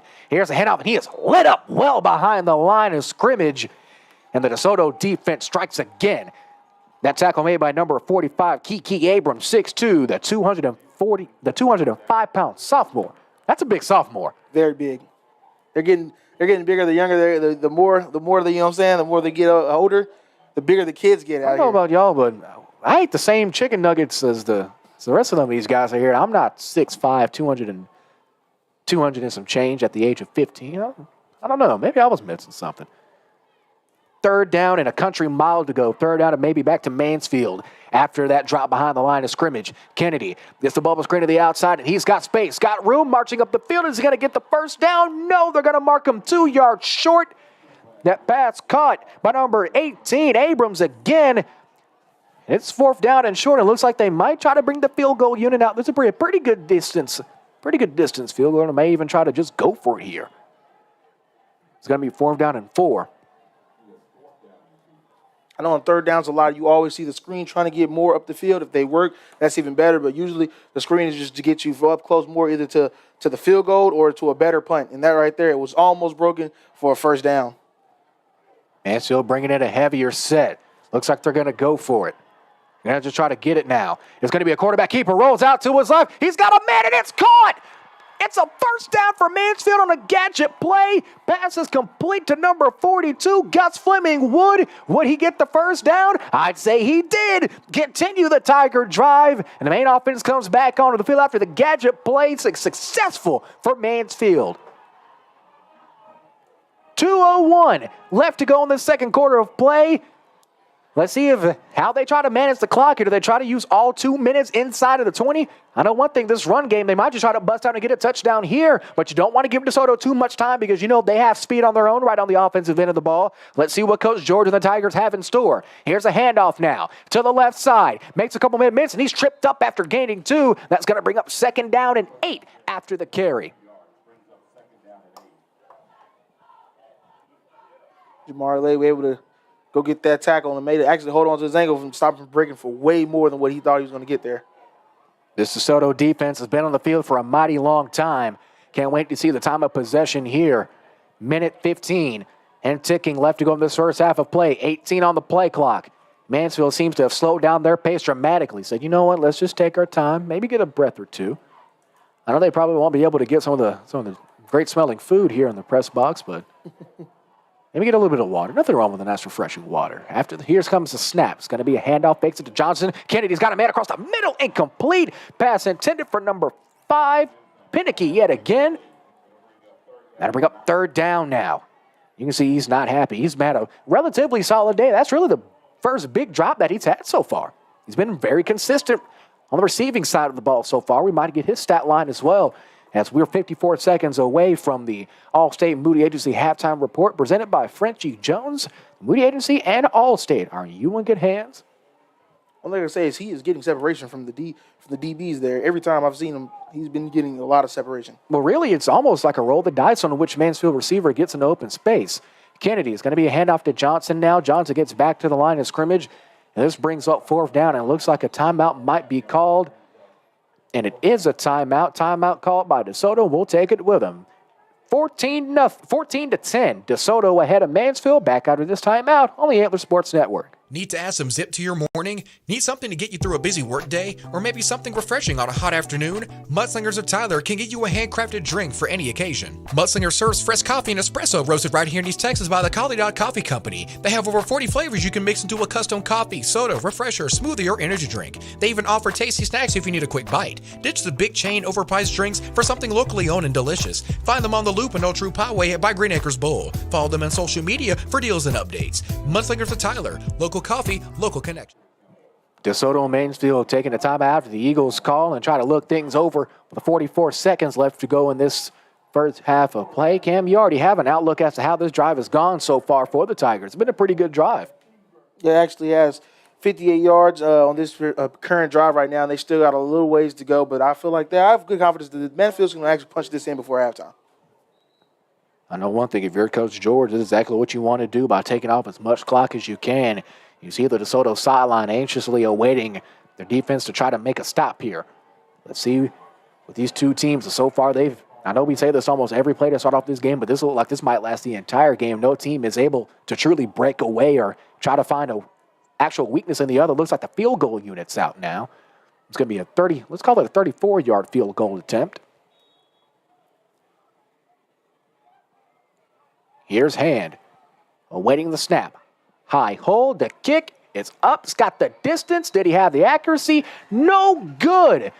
Wide left, and Desoto will take back over with 41 seconds to go. And you can almost hear a collective sigh of relief from everyone wearing green and gold here this evening, as Mansfield can't lock in at least 3 points on a drive that I thought was relatively, I feel like it was well-paced. They stuck to their game. They did everything they needed to do, just couldn't lock in any points. Yeah, it's a big bummer that they couldn't put that in for 3 at least, not even let alone 6. But the biggest story right now is trying to stop this Desoto offense. We don't know if they're going to try to go down there and get the 3, or they can just right here and try to just run some clock out. But we'll see in a little bit, I guess. I feel like the best way to go about it, just take what you can get. Here comes Bailey in the gun. Takes a snap. Looking right. He's got a man right along the sideline and caught. First down yet again, and that's a great job by number 1, Jonte Cook yet again. Cook already has a receiving touchdown. Let's see if he can add on to that total here, as he does a great job of staying right along the sideline as almost no time ticked off the clock. They're only losing 3 seconds as we had 41 seconds left now. Here's Bailey. Bailey looking across the middle. He's got his man looking across midfield, and no, he's going to be brought down before he can even hit the 45. But guess who is Jonte Cook again? First down yet again, 34 seconds, and now the clock's rolling here. Desoto has got to get on the board quickly here, and they down the ball pretty. I feel like that's relatively smart. 28 seconds left, and that'll stop the clock and give Desoto some time to think things over and try to get in a possession that's really their way, I guess you could say. You know, they say the old Whataburger saying was, Whataburger, just like you like it. They're trying to get the drive just like they like it. Put it to you that way. I don't know if that's because I'm hungry or because I really like Whataburger, but hey, who knows? That's neither here nor there. 2nd down and 10 after Bailey downs to football. Takes a snap, looking deep. That's a heck of a ball down the middle. It's in double coverage, though, and he's got it into the end zone. Touchdown to Soto. Jonte Cook cooking up a big-time catch across the middle of the field. No flags, and that's an HTO touchdown. Now, I don't know if I'm a fortune teller, but I said number 1, Jonte was going to give us a show. And here he is giving us one good show right there. Nice route right there. 2 people in double coverage. Double coverage. Quarterback knew something we didn't. Let's talk about the throw from Bailey. That wasn't a heck of a throw. Almost said something a little too vulgar there. That was amazing. That was a beautiful throw in double coverage. If I was a coach, I'd probably be yanking my hair out right now. But I wouldn't be yanking my hair out either, as the PAT is up and good. A low line drive kick, and your new score. It's 19 seconds left in the first half of play. After the amazing throw, 21-10. The Mansfield Tigers have a little bit of time to respond, but let's give our sponsors a message. You're watching Texas High School Football on the Antler Sports Network. You work hard to protect the things you love, your car, your home, and your financial future. East Texas Benefits will work just as hard to ensure your protection during these trying times. Our experts are trained to find the best policies tailored to any budget, but at the best insurance agency in Tyler by the people who make us who we are. Book a free consultation today at easttexasbenefits.com. East Texas Benefits, local knowledge you can trust. A Better Business Bureau A+ accredited business. We are in awe in the Kelly's Tattoo broadcast booth after Jonte Cook gives us, as you Camp Overstreet described it, an absolute show. Can you give us our drive summary brought to you by Thompson Tire and Services in Tyler? Well, we got 4 plays on that one from Desoto, 80 yards, and it ended off in a passing touchdown, a beautiful dime from the quarterback. Now, one thing I want to point out, time of possession, 22 seconds. 22 seconds. That's all it took. It's like a Madden play right there. That was a very Madden-esque play. That was an amazing. That was a video game throw. That's something you only see in video games. You barely see professional guys make throws like that. Like a movie, like a game-winning movie scene. Almost out of the Remember the Titans scene, or Rudy, or whichever sports movie you like. I'm a Remember the Titans guy personally. I'm more of a replacements guy. That's a dark horse pick as we get ready to kick things back off here. The second quarter nears a close. Ball bounces, goes into the end zone, and Mansfield will take over 1st and 10 with 19 seconds to march up the field. If this is what we had to expect for the rest of this game, I don't think my vocal cords or my blood pressure can handle the rest of this game. Yeah, there's a lot of surprises here. That pass there alone, the way the game's going, where it's not a high-scoring game, this is showing promise to be a very nail-biter. Well, luckily, I don't have nails, so I might be down to nubs by the end of this contest. 19 seconds left, 21-10 the score. First down and 10 for the Tigers. They have pretty much the length of the field. They're starting at the 25. Let's see what they can cook up here. First down and 10. It's going to be a handoff. 17 seconds of counting. He's at the line of scrimmage. Still up. That's going to give him about 4 yards. Going to bring up second down and medium as we hit the 10-second mark. They're not rushing to the football. Looks like Coach George isn't going to call a timeout either. It looks like the Tigers will just end this half off and march into the locker room. The horn sounds. We've gone through 2 quarters here in DeSoto, Texas, and this seems like this could be an ASN classic. We'll take a short timeout. We've hit the break. The Eagles 21, the Tigers 10. You're watching an Hispanic Texas High School Football Coaches Association feature presentation on the Antler Sports Network. Hey, who are you? Oh, hey, Jeff, I'm a car thief. What? I'm here to steal your car because, well, that's my job. What? What? What? What? What? What? What? It happens. And if you got cut rate car insurance, paying for this could feel like getting robbed twice. So get all state. And be better protected from mayhem. Like me. Did you know you had a Texas State bucket list must-see right in the heart of East Texas? It's Circle M Crawfish in Big Sandy, Texas. Circle M is more than just crawfish. It's home to the best deep-fried catfish in town. There's something for everybody to enjoy, including chicken fried steak, burgers, and ready-for-game-day wings. Circle M has everything you need to have a good time with the whole family, with a gated playground to keep kiddos entertained. Circle M Crawfish on State Highway 155 in Big Sandy, Texas, home of Circle M Rivalry Week.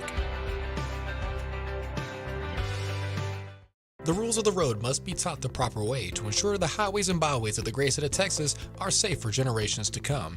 If you're a teen or young adult looking to gain a license or just looking to refine your knowledge and skills, Tyler Rose Driving Center is the gold standard to getting the best behind the wheel results no matter your age or experience. Schedule classes over the phone at 903-535-7777. Tyler Rose Driving Center, located in the Green Acre Shopping Center next to Little Caesars, committed to safety, satisfaction, and service with a smile.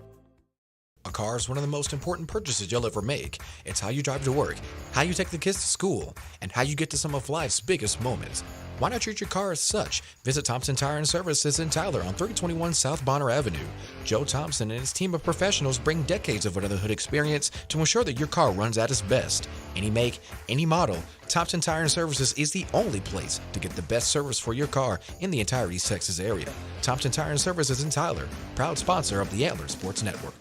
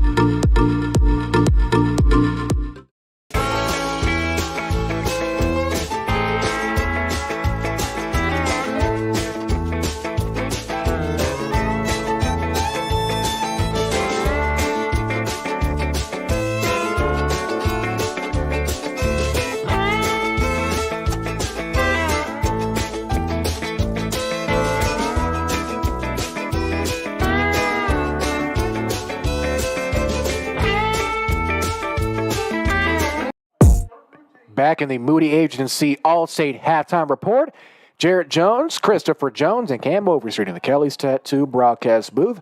The DeSoto Eagles holding the 21-10 halftime advantage over the visiting Mansfield Tigers. Let's start things off here at the half with a couple of stats. Cam, what have you got for us? Well, I got the total yards for both teams. Mansfield sitting at 202, DeSoto sitting at 222. Not a lot of difference there, but when you look at the separate stats, the passing yards for DeSoto is sitting at 144, whereas Mansfield is 63. little lopsided on the rush game as well, as Mansfield sits at 139 and DeSoto High School sits at 78 for rushing. But the biggest standout to me is the third down conversions, with DeSoto sitting at 88% and Mansfield sitting at 43%. And as you can see, the third down conversions is sitting and got DeSoto in a higher score than Mansfield. Well, one thing to also point out, we've seen a fourth down conversion here inside, just knocking on the other 20-yard line from Mansfield.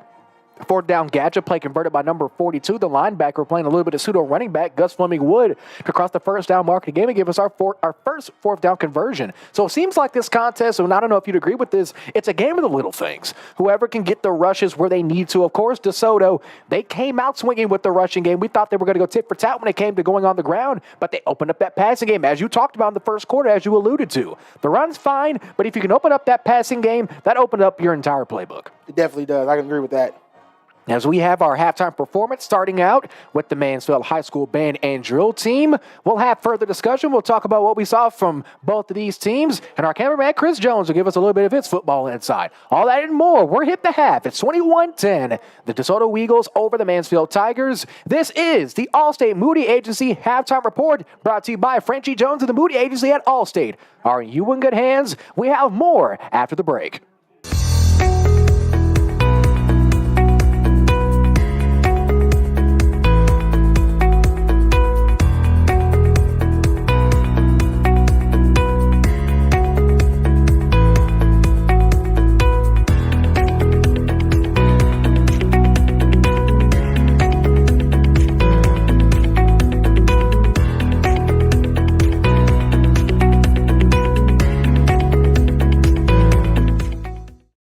To make winning decisions, you need a championship team in your corner. Monument Realty, led by Anthony Hyder, is that championship team. With countless houses sold in the Dallas-Fort Worth Metroplex, you're sure to score the right abode for you and your family. If finding the perfect home is in your future's game plan, then Monument Realty and Anthony Hyder are your perfect play call to get the job done. Monument Realty in Frisco, Texas, the official realtor company of the Dallas Cowboys, the Texas Rangers, and the Antler Sports Network.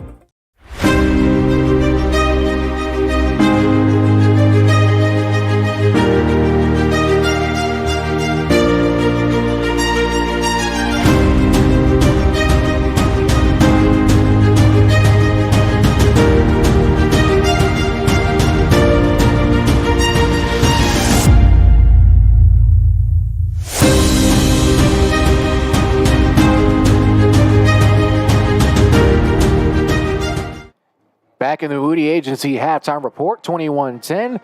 The 13th ranked Eagles over the Mansfield Tigers. Let's talk about what we saw from the hosting Eagles. 13th ranked team in the state. I know we have some individual yards in front of us, but I feel like the only man's yards I want to see right now is so far an early contender for our Thompson Tire and Services Player of the Game, the wide receiver, number 1, John Tay Cook. Last time we saw Cook, he made that big-time catch in double coverage after the beautiful pass from DJ Bailey. So when we get some stats from them, please let me know as soon as we can. But before that, let's kind of talk about the Eagles. We touched on this before our last break in our previous segment.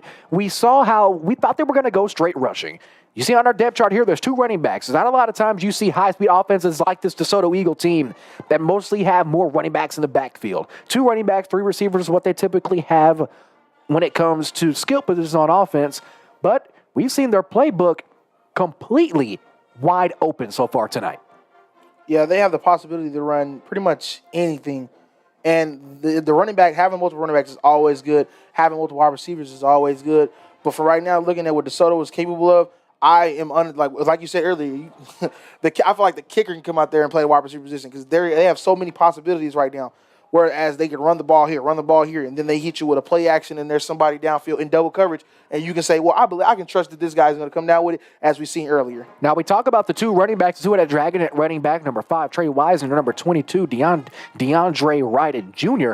We've seen when one isn't stuck next to the quarterback for a possible handoff or a fake or a lead block, the other running back's in motion and rolls out on a wheel route along the sideline to be kind of that safety valve for Bailey, or even be a safety valve blocking-wise for Jones and Cook and Singleton to get out of the wide receiver positions, get a good break off the line, and have a couple blocks of field in case they make the big-time plays. And we've seen one thing about DJ Bailey, he can get the ball wherever he needs to. Yeah, that is most definitely. He doesn't waste any time either. He's reading. It's like he automatically knows who he's going to throw to. If that's not open, he already has another option. It's like he has multiple things he has going on through his mind, but they're in order.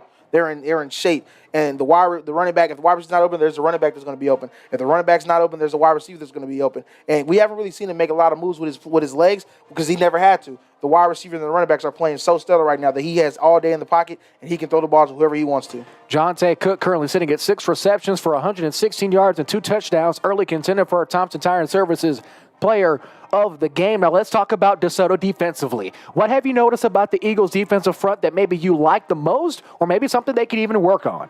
They are showing promise in stopping the run. Not completely, obviously. The run game for Mansfield seems like it's almost like DeSoto's run game.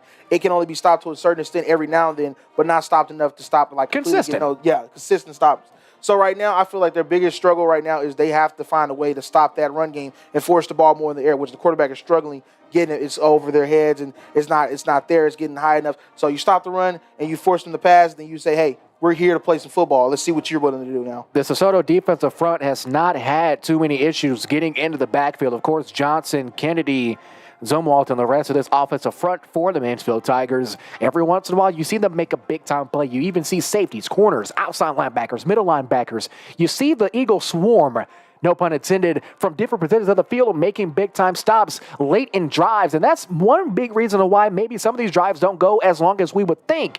It's like if the offense makes one punch, the defense comes back with another punch. While I know there's always this cliche about teams, especially in games like this, as the Mansfield Band is currently performing now.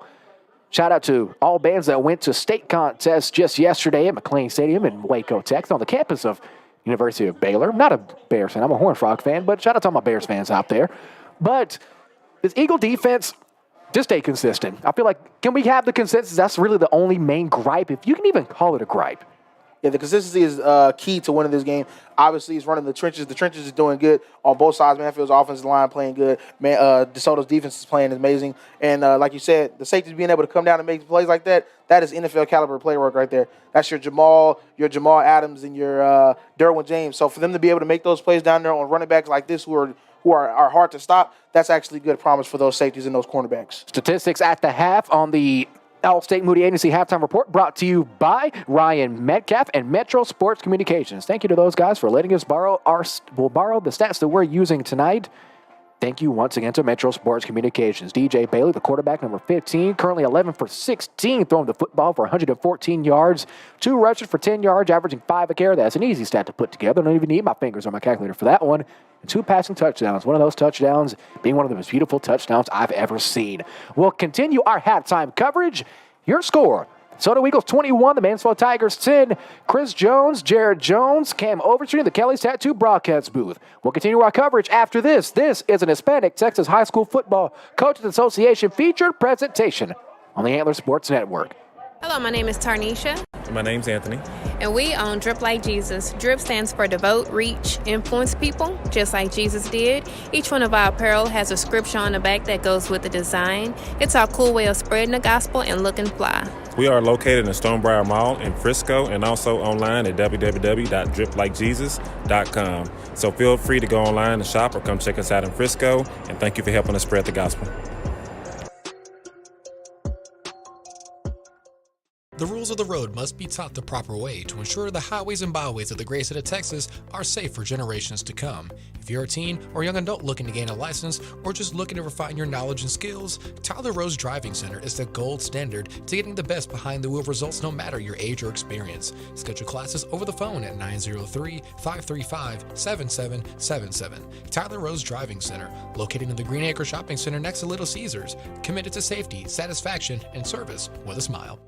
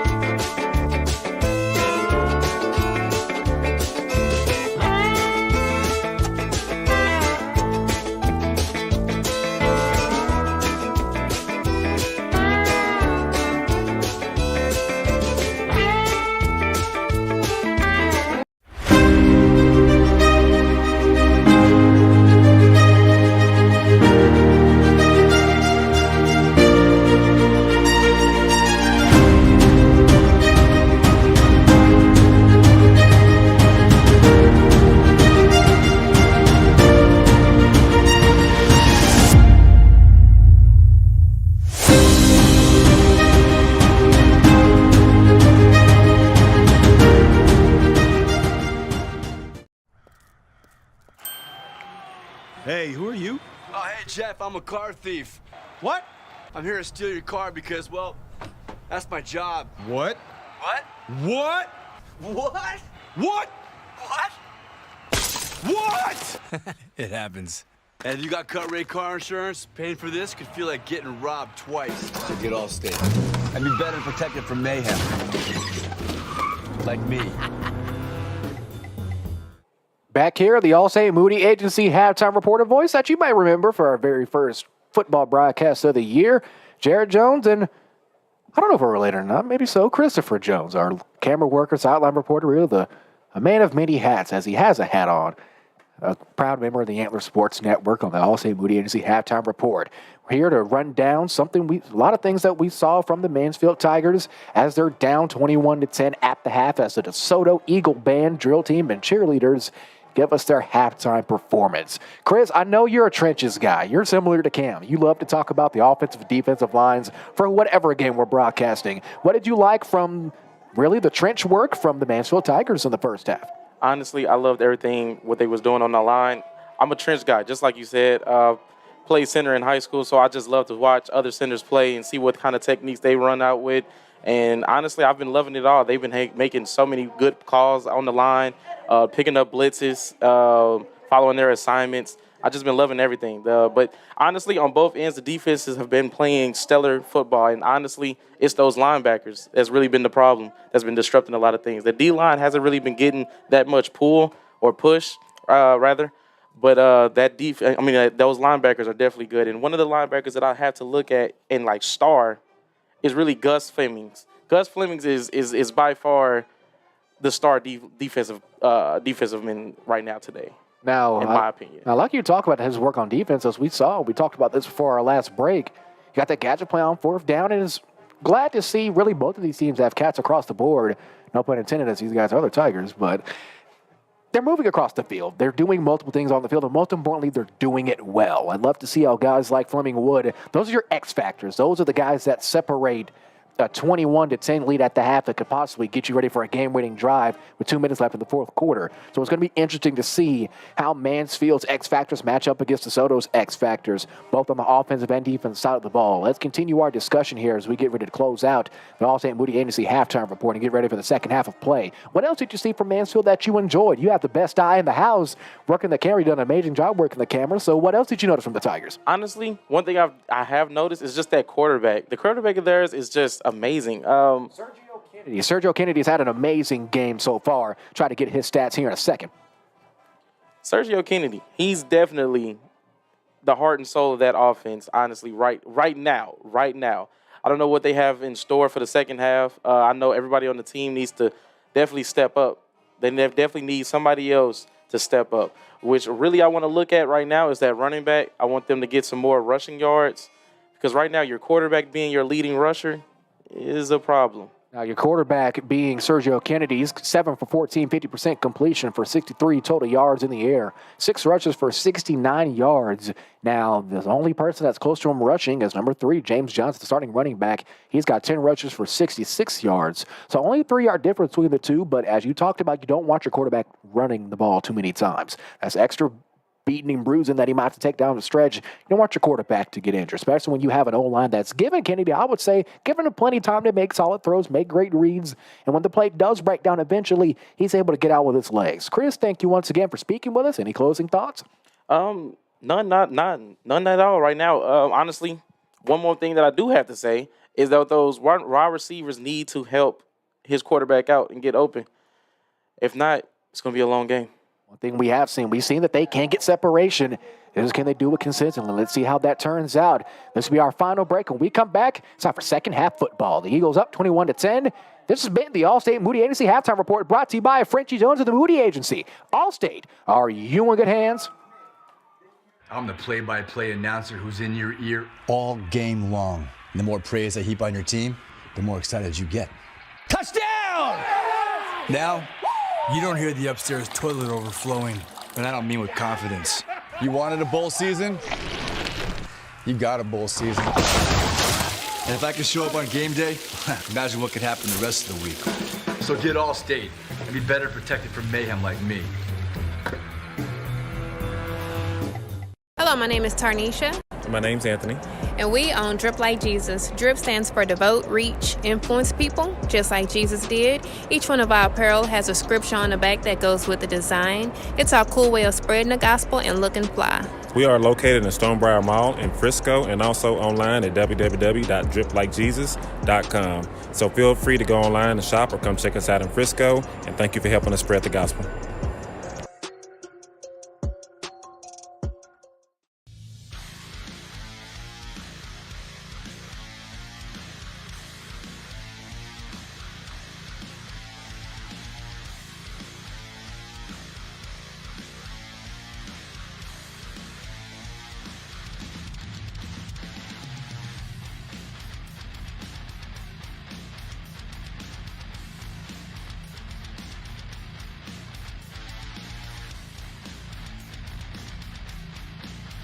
A car is one of the most important purchases you'll ever make. It's how you drive to work, how you take the kids to school, and how you get to some of life's biggest moments.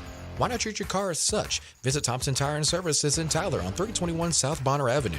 Joe Thompson and his team of professionals bring decades of under-the-hood experience to ensure that your car runs at its best. Any make, any model, Thompson Tire and Services is the only place to get the best service for your car in the entire East Texas area. Thompson Tire and Services in Tyler, proud sponsor of the Antler Sports Network.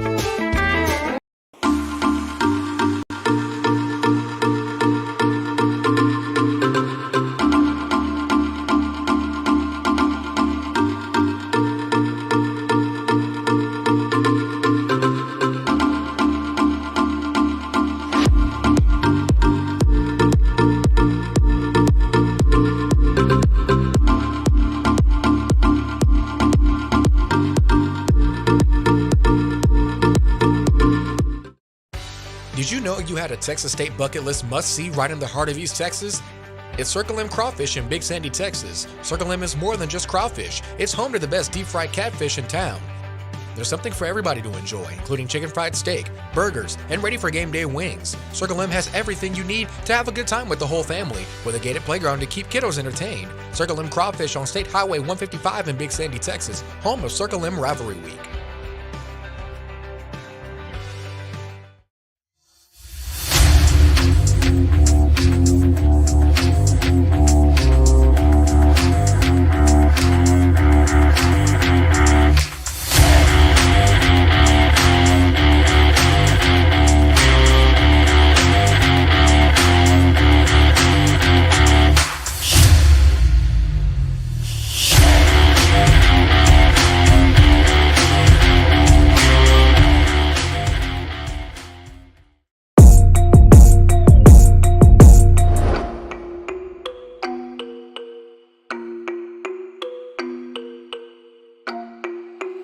MTC Beats.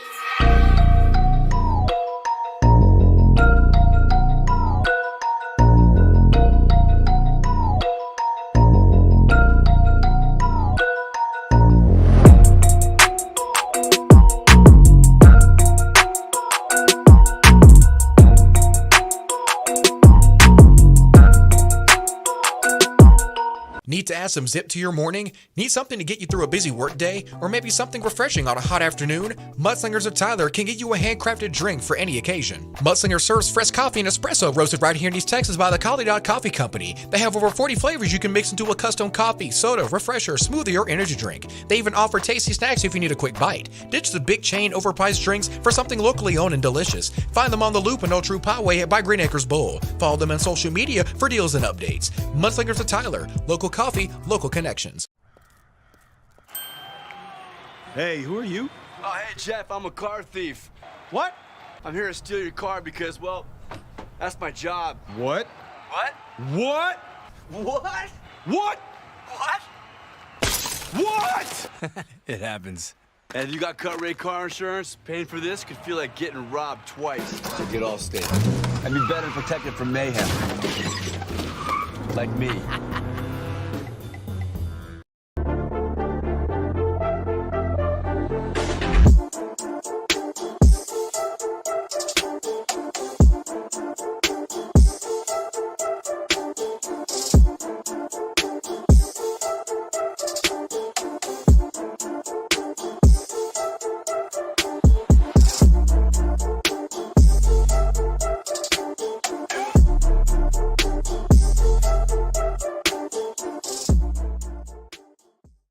Nippet Golf utilizes true golf simulators to cater to the avid golfer and those new to the sport, with True Golf technology offering advanced analytics. Feeling hungry? Try the Knockout Pizza, Parmesan Crusted Pretzel Bites, or the T-Box Tacos. Bring your own clubs for parties, corporate events, fundraisers, league play, and more. Take the green on 97 prestigious courses.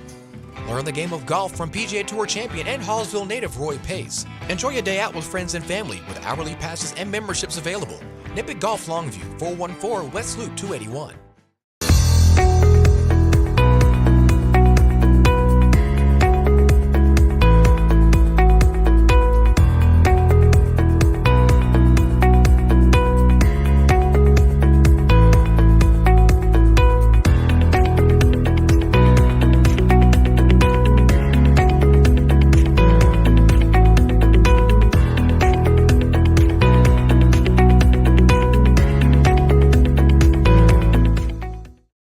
To make winning decisions, you need a championship team in your corner. Monument Realty, led by Anthony Hyder, is that championship team. With countless houses sold in the Dallas-Fort Worth Metroplex, you're sure to score the right abode for you and your family.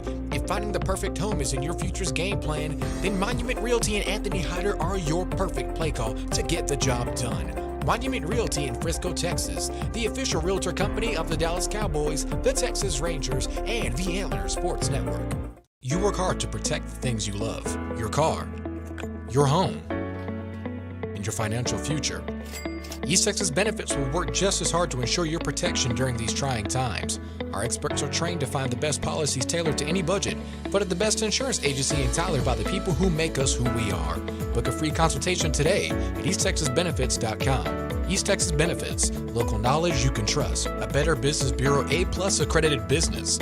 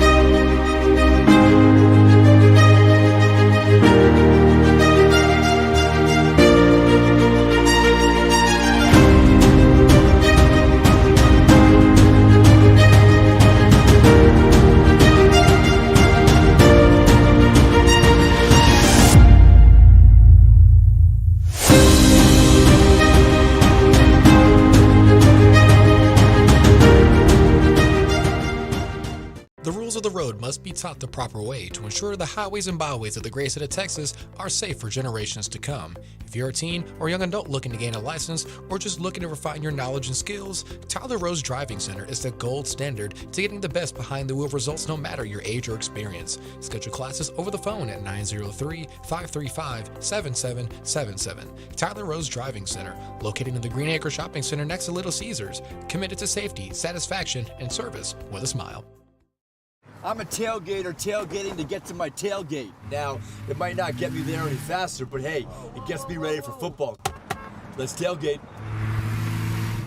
I can't go anywhere. But you're so busy watching me tailgate that you don't see the one in front of you. And your cut rate car insurance, it might not pay for this. So get Allstate and be better protected from mayhem. Like me.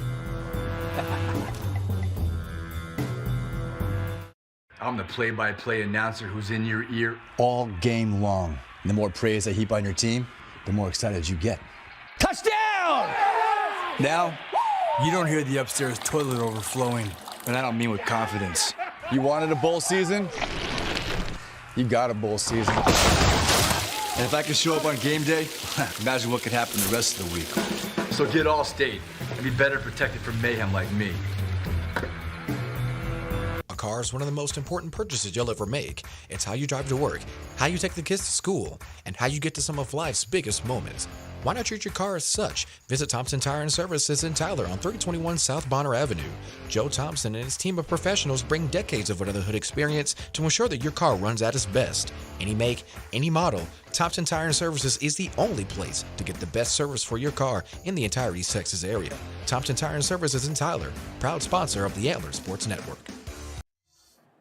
Back ready for the second half of play between the DeSoto Eagles, number 13 in the state, and the visiting Mansfield Tigers. 21-10 is still your score. Fresh 12 on the clock. Ball is teed up and ready to go. Cam Overstreet, Jared Jones, Christopher Jones with you in the Kelly's Tattoo broadcast booth. And first half of play, we had some fireworks. Cam, you have some team stats for us? DeSoto High School sitting at 222 total yards, while Mansfield sits at 202. DeSoto High School leading in passing yards as they has 144 thrown, Mansfield 63, and Mansfield taking the charge here as the rushing leaders with 139, and DeSoto sitting at 78. And getting ready to kick things back off, and here we go. Hopefully we have just as exciting of a second half of play as we did in the first half. As the ball goes right in the middle of the end zone across the L, written in green, outlined in white in the golden end zone here at Eagle Stadium in DeSoto, Texas. Just in front of us to our right, the beautiful downtown Dallas skyline. We are under the lights in a Hispanic Texas High School Football Coaches Association feature presentation on the Antler Sports Network. It's the final game of the Texas High School football season of 2022 and 2023 for both of these teams. Playoff spots on the line. DeSoto mathematically having a chance to lock up first place in this district, depending on what Duncanville does. Here we are automatically starting off with a throw outside to Cook. Cook gets to the outside, steps out of bounds, and a little bit of extracurriculars continue. One interesting thing to note, only one penalty so far in this game. That was one penalty against Mansfield that brought DeSoto half the distance of the goal and led to an eventual Eagle touchdown. That catch from Jones going to bring up second down and medium, gain of about 4. Let's call it second down and 6. Here comes Bailey. Bailey's showing off that he can make easy throws downfield, throws that we would think, why would you even make that throw? But Bailey says, okay, watch this. Throw to the left. It's going to be to the outside. A little bit of extra movement there. A little bit extracurricular from Cal Fletcher. And right tackle for DeSoto, Leon Brigham. Officials break him up. No gain there after that last after that last play. Third down and still 6 to go. 11:28 left to go in this third quarter of play. You can hear the Mansfield band right in front of us. They might not be the loudest band in the world, but this band has some punch to it. We noticed that during the half. Here's Bailey. Looking right, steps up in the pocket. He's going to run it himself, looking for the first down. Immediately takes a hit, still going, crosses the 35-yard line, gets the first down and more. First down and 10 Eagles. Both of these quarterbacks not afraid to take a hit, laying on the line to get first downs. Yeah, that is most definitely true, and that's got to hurt for Mansfield's defense. You're sitting there, you're thinking you're going to get 3 and out. Right there, the quarterback changes your whole mind and changes your whole defensive scheme. Here comes Bailey now, back in the gun, fakes a handoff, looking immediately to his left, got a man. No blocks upfield, keeps going through, gets past the 40-yard line, and that's when they'll mark him down. Second down, and let's say second down and 5 after the short gain. 2 screens on both of those first downs. I almost think DeSoto's trying to run out the clock and try to get this game, get it out of here for this game with a dub on it. 10:45 left to go in this third quarter. Clock still ticking. Bailey takes a snap, whistle, marks the play dead, and it's going to be a false start penalty called against DeSoto, and that'll be the first penalty against DeSoto and the first penalty of this second half of play. Head official confirming it is a false start against DeSoto, and that'll march the Eagles back to about the original line of scrimmage, -1. It's going to be second out and 11 after the call. Here come the Eagles now, looking to score on their first possession, offensive drive of the first half. And that was a pretty low hit there. The carry from Weisner. And one of the Mansfield Tigers slow to get up as the whistle blows here from multiple officials and a flag's thrown yet again. Let's see what the call is.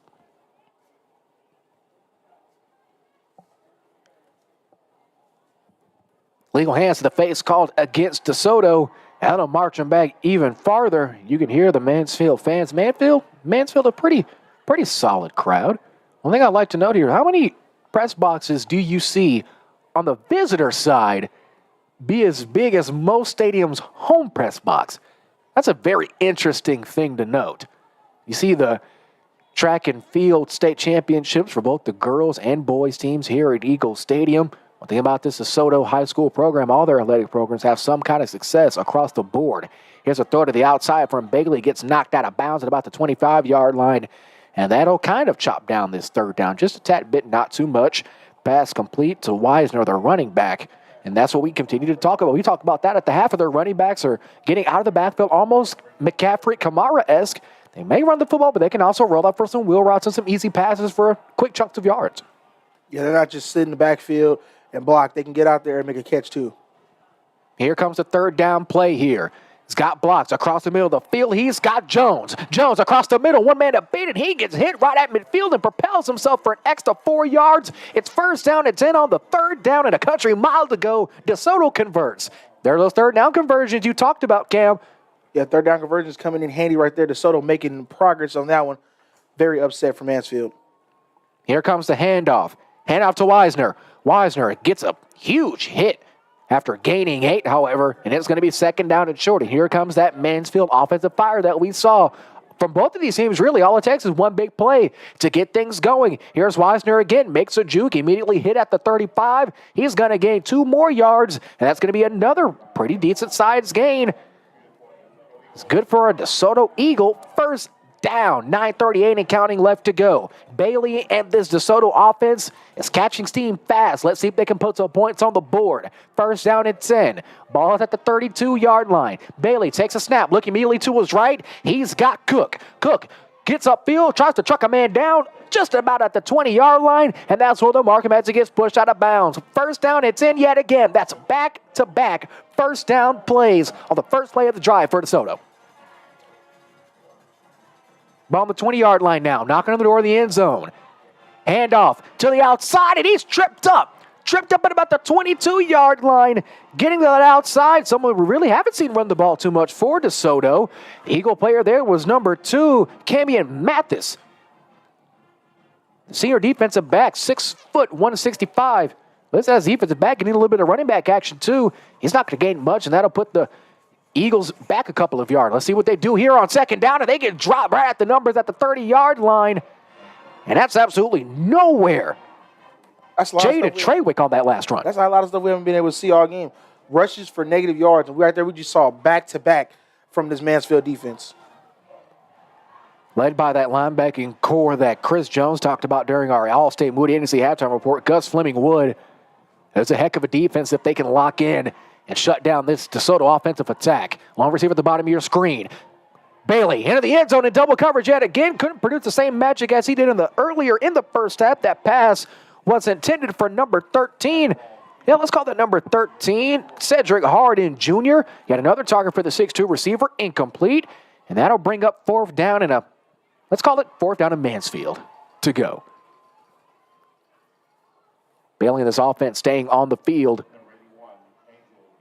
Oh, here comes the kicking team now. Bailey a holder. Diaz here to do the kicking duties. It's going to be about a 46-yard field goal here. 8 seconds on the play clock. 8:14 frozen on the game clock. Here's the snap. The hold. The kick. It doesn't have the distance. It's wide left. No good. And Mansfield will take over first down and 10 after the fantastic defense. It's time to open up the second half. You know, that drive was up and down. It was more, okay, gain yards and the penalties drawn back. Then they had a huge passing play, and then it just came to a standstill right there. That's the Mansfield defense we've been looking for all game, and they need more of that if they want to come back. This Mansfield offense breaks the huddle, led by head coach Gregory George. George 4-2 in district, 7-2 overall. Looking to get an even better playoff spot as the Texas State playoffs loom from 6A to 1A. Last game of the year for both of these teams. Senior night for this DeSoto Eagle team here at Eagle Stadium, and they're getting off in the blocks fast. Big-time run, gain of 6 on first down. It's going to make it second down and 4 after the run up the middle by Johnson. Johnson once again The one man that was even close to beating the rushing yard total of Sergio Kennedy in the first half. Johnson surpassing Kennedy now on their first offensive drive for the Tigers in the second half of play here. It's second down and short.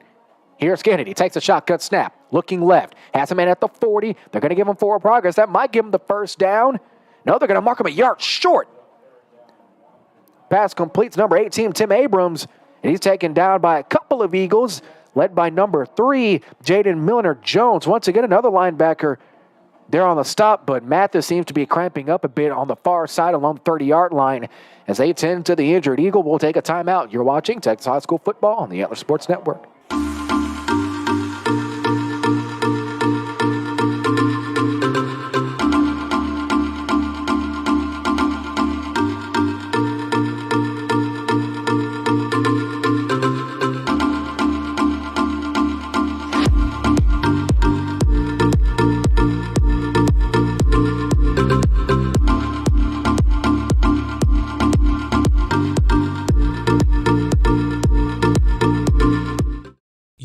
To protect the things you love, your car, your home, and your financial future. East Texas Benefits will work just as hard to ensure your protection during these trying times. Our experts are trained to find the best policies tailored to any budget, but at the best insurance agency in Tyler by the people who make us who we are. Book a free consultation today at easttexasbenefits.com. East Texas Benefits, local knowledge you can trust. A Better Business Bureau A+ accredited business. After the injury timeout, both teams enter the field. Mathis walking off of the field under his own power. Hopefully we see the young man back on the field for this DeSoto defense. They need all they can get. Mansfield is facing a 3rd-and-1. We talked about before, we're usually used to pretty long games here on the Antler Sports Network. So far, this game has moved along quickly. The only thing that's moving quicker than both of these teams' offense has been the clock here at Eagle Stadium.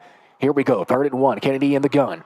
A little bit of movement up front, no flag, however, thrown. Kennedy gets the handoff up to Johnson. Johnson's got the first down and looking for more. He gains 3, and that'll be a fresh set of downs. Move the chains, first down, Mansfield. Seen that a couple of times where the O-line came in to give that great push to get past the first down and then some. Right there, that just shows that the O-line is not going to stop giving up on this offense. And as a running back, as a smaller stature running back, he's not the biggest cat in the world. We've definitely seen bigger running backs than Johnson. To know that you have that nice O-line, almost like an extra cushion. You can do everything you can, but guess what? You got 5 buffet buzzers up front. They're going to make sure you get a little bit more.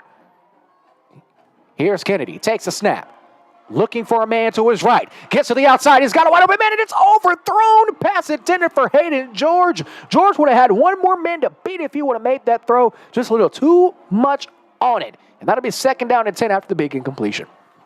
That was a great route by the wide receiver. Just a simple little fly route. It looked like, and it seemed like he just broke off from the cornerback, a miscommunication, or it may have been a zone. But I know the safety came pretty late, and if the pass was thrown accurately, that would have been a nice game for the quarterback and the wide receiver connection. See Kennedy looking over at George on the far side, saying, "That's my bad. Won't overthrow you again. How's that? Maybe he might try to make up for it later on in this drive. Let's find out." 2nd down after the incompletion. It's going to be a handoff to the outside to Marquise Hubbard. Hubbard bumbles his way down the field. And once again, a little bit of extra pushing and shoving. Still no flag thrown. Officials talking it over with DeMichael Porter, the Desoto Eagle safety, getting into a little bit of a scruffle there. Nothing too much, however, so nothing really too much to say about it. At a certain point, hey, I get it. Last game of the season is senior night. You're going against a team that's giving you pretty much everything you can handle on the offense-defense side. Tits are going to flare up just a tad bit. What I love about it is the flopping of the wide receivers to try to draw that flag like this is basketball. Hey. I don't know where I really stand on the extra theatrics of sports. Very soccer-esque, let's put it that way. 3rd down now. Here's Kennedy.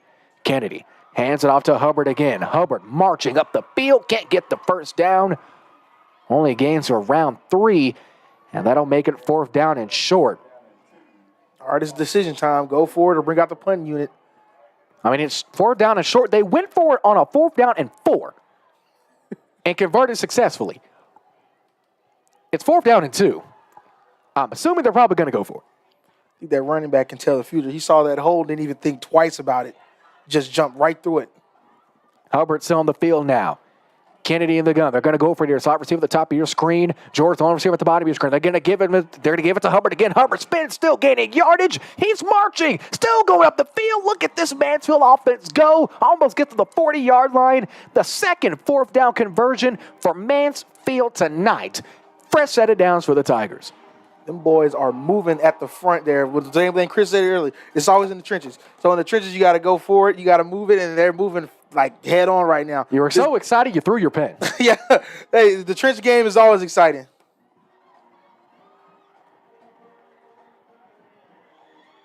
.41-yard line now. DeSoto taking their time. We crossed the 5-minute mark in the third quarter. Mansfield in their shiny Christmas ornament gold helmets here, shining the night here at Eagle Stadium under the bright lights. Here's Kennedy looking. Scott George coming around the corner. There's his man yet again. He's going to gain about 6 right at the 35-yard line, and that'll bring up second down.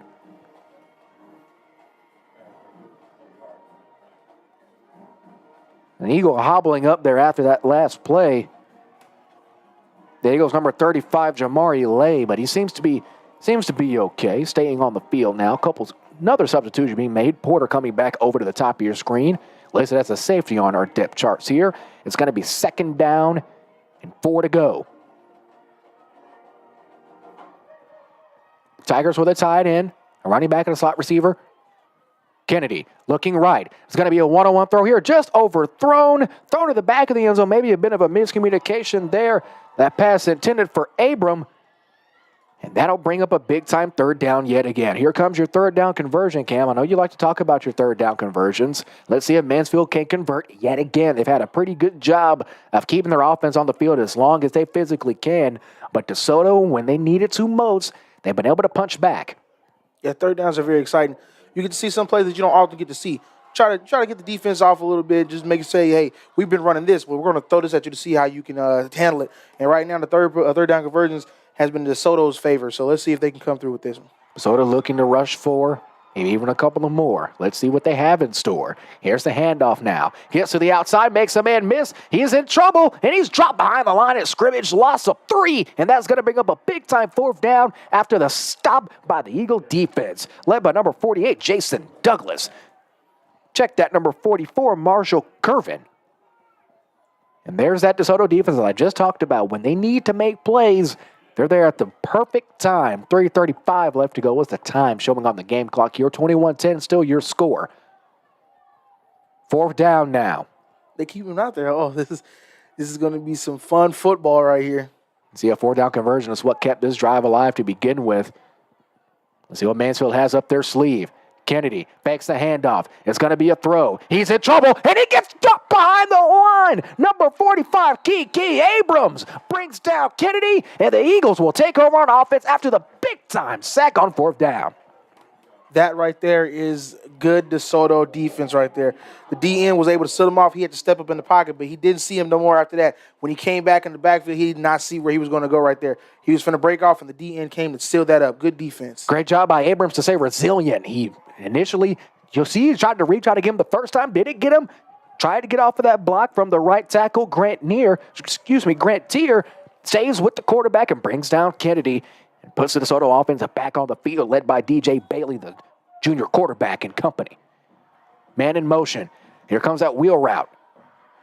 Throw from Bailey across the middle. Zips in it at midfield.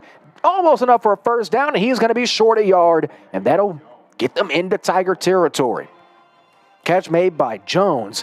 Yet again across the middle. There's that slant route from Jones that they like so much. It's been open almost all night long. If it ain't broke, don't fix it, as the old saying goes. Here comes second down and short. Bailey gets it out to Wisner gets to the outside along the sideline. He is popped, but not before he moves the chains. Yet again, first down again for the DeSoto Eagles.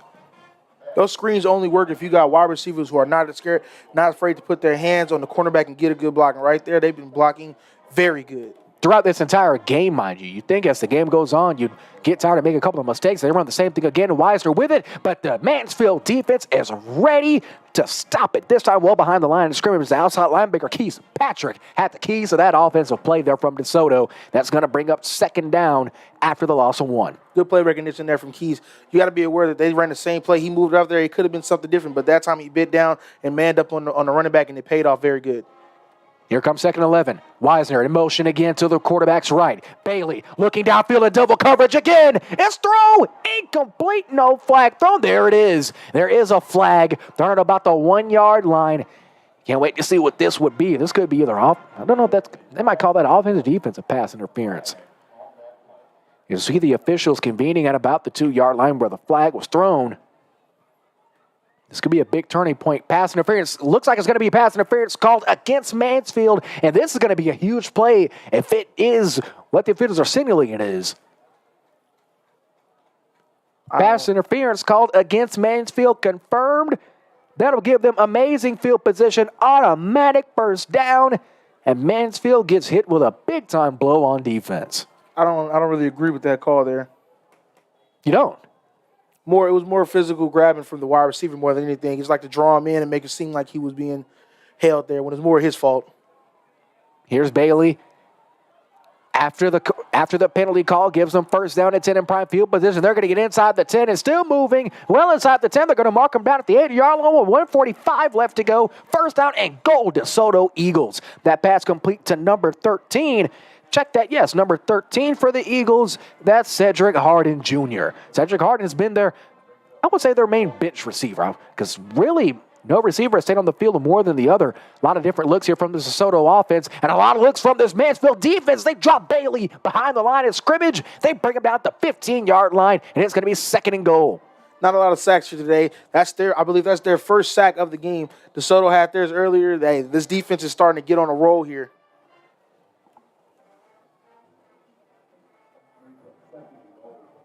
Second and goal. I want to confirm, that is their first sack. Great out there, Cam. First sack of the game for DeSoto. Both teams sitting at 1 sack apiece. Both offensive lines have held up very well throughout the span of this game. Let's see if the great online play continues. Here's Bailey, takes a snap, looking right. It's a fan of the end zone. He's got a man, and he's in! Touchdown, Eagles! Pass caught. 15-yard touchdown throw to Cook yet again. And Cook is cooking with grease. He's cooking something, all right. Smelling a little chickeny up here. Maybe that's just the chicken spaghetti we had earlier. Who knows? It could be Cook's receiving. He's had a heck of a day so far, and that increases the DeSoto lead 27-10 as we're inside a minute left in this third quarter of play. That touchdown and all of our touchdowns on the Antler Sports Network brought to you by HTO in Tyler, your hometown drink stop. Garcia waiting the PAT. Bailey the snap, the hold, the kick is up well over the uprights and good. The Eagles strike yet again. They're starting to pull away here. Let's see if the Tigers can respond. 49 seconds left. DeSoto 28, Mansfield 10. Back after this break. This is Texas High School football on the Antler Sports Network. Need to add some zip to your morning? Need something to get you through a busy workday? Or maybe something refreshing on a hot afternoon? Mudslingers of Tyler can get you a handcrafted drink for any occasion. Mudslinger serves fresh coffee and espresso roasted right here in East Texas by the Collie Dog Coffee Company. They have over 40 flavors you can mix into a custom coffee, soda, refresher, smoothie, or energy drink. They even offer tasty snacks if you need a quick bite. Ditch the big chain overpriced drinks for something locally owned and delicious. Find them on the Loop and Old True Highway by Green Acres Bowl. Follow them on social media for deals and updates. Mudslingers of Tyler, local coffee, local connections. Kickoff brought to you by Mudslingers Drive-Thru Coffee in Tyler. And the only thing hotter than a nice latte from Mudslingers is probably this receiving core for this DeSoto offense, especially number 1, Jonte Cook. As we said before, the breaks, cooking with hot grease after the 15-yard touchdown reception increases the lead to 18 for the Eagles. Jared Jones came over Street. Christopher Jones in the Kelly's Tattoo broadcast booth in this Hispanic Texas High School Football Coaches Association featured presentation. I want to give a quick thank you to the guys over that association as we spoke with the Director of Finance, Coach Vega from Pflugerville High School, and also talked to Coach Biati here, coach here at DeSoto High School, assistant head coach, and is looking to put his Eagles in the driver's seat in 6A. District 11, so far, so good. 28-10. These Eagles are ahead now as the kick goes into the back of the end zone for a touchback, and Mansfield will take back over 1st and 10.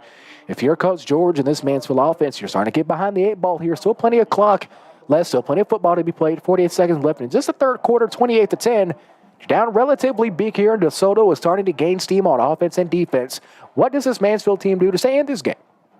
Well, it's more easier said than done. All you got to do is score, get a stop and score, right? But there's more to it than that. You got to come out here and make a statement and say, hey, man, we're going to go out here and score. We got to tell the team we're going to score. We're going to run these combination of plays, and we're going to get this defense unsettled. We got to come out there and do the same thing on the reverse side, get our defense to make the offense unsettled, and then that's how we're going to win this game.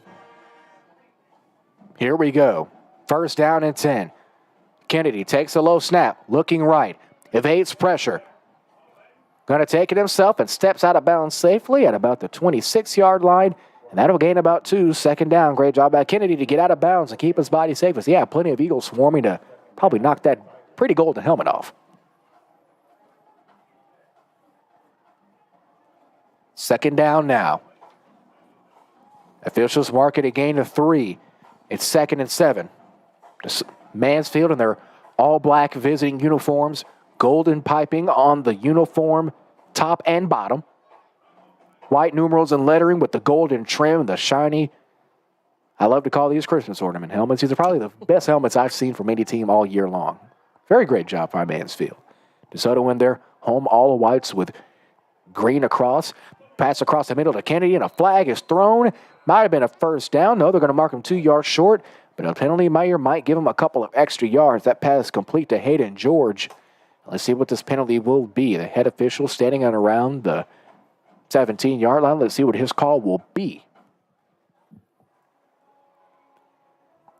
One thing we haven't seen on previous games, we haven't really seen the flags be thrown at the same distance we've seen usually. Yeah, those flags, we are known for them to be flying through the air. Very noticeable.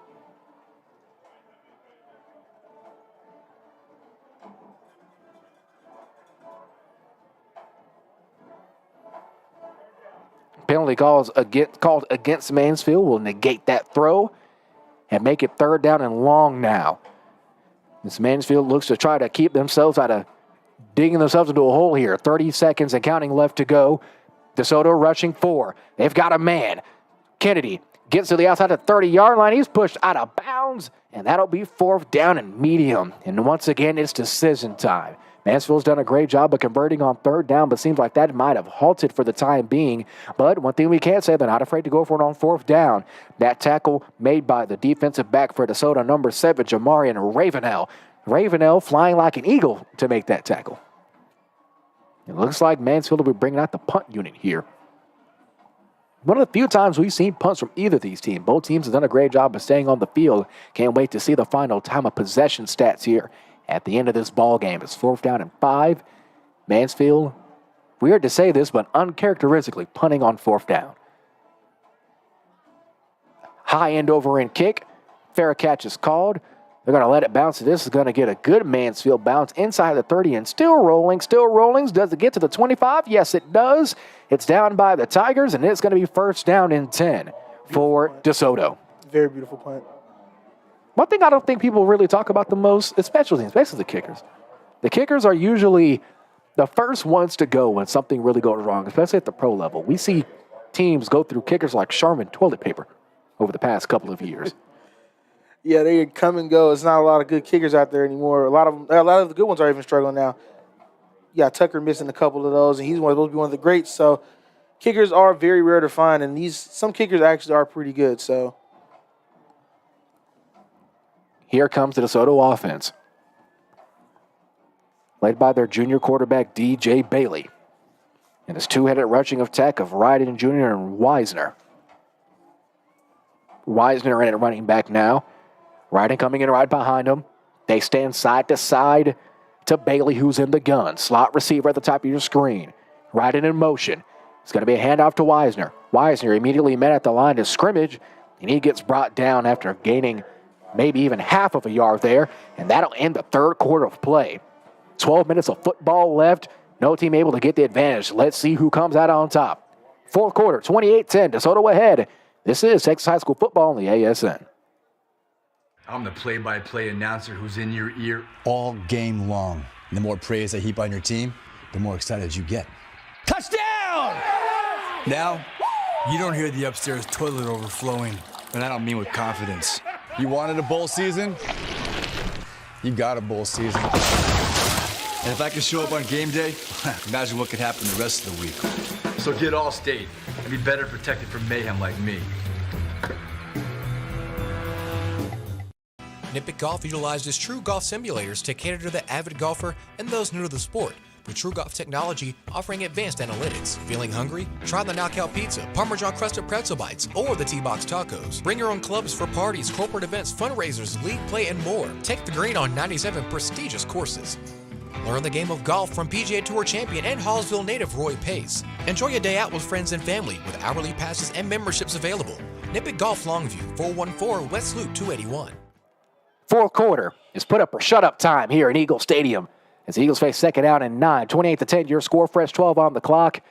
And so far, we're already discussing our early contenders for the Thompson Tire and Services Player of the Game. We'll get to that after this play. Snap, a handoff to Wisner, and Wisner loses yardage there. He's going to lose 1, and that'll make it third down and 10 from the original line of scrimmage. I know my early contender is number 1, as we talked about Jonte Cook. You talked about during the break here before this play. He just walks different. Yeah, he walks like somebody who's used to being the leading wide receiver of the team right now, and he's showing it. 11 and a half minutes left to go in this ball game. Mansfield rushing 5 now. Bailey throws to the outside. Pass is complete. Bobbles the ball out of bounds. Will the officials give him enough for the first down? No, they won't. He's going to be short 2 yards. That pass is complete to guess who? Jonte Cook. Cooking up another big play here, but it's just not enough. It's fourth down and short, and the Eagles are going to stay on the field. Lone receiver at the top of your screen. Bailey in the gun, and that could be a false start call. Both teams pointing at each other as officials look to convene already at the 25-yard line. And this could be a big-time play here. I see you signaling false start, but I might have seen move for both teams. Here's the official call.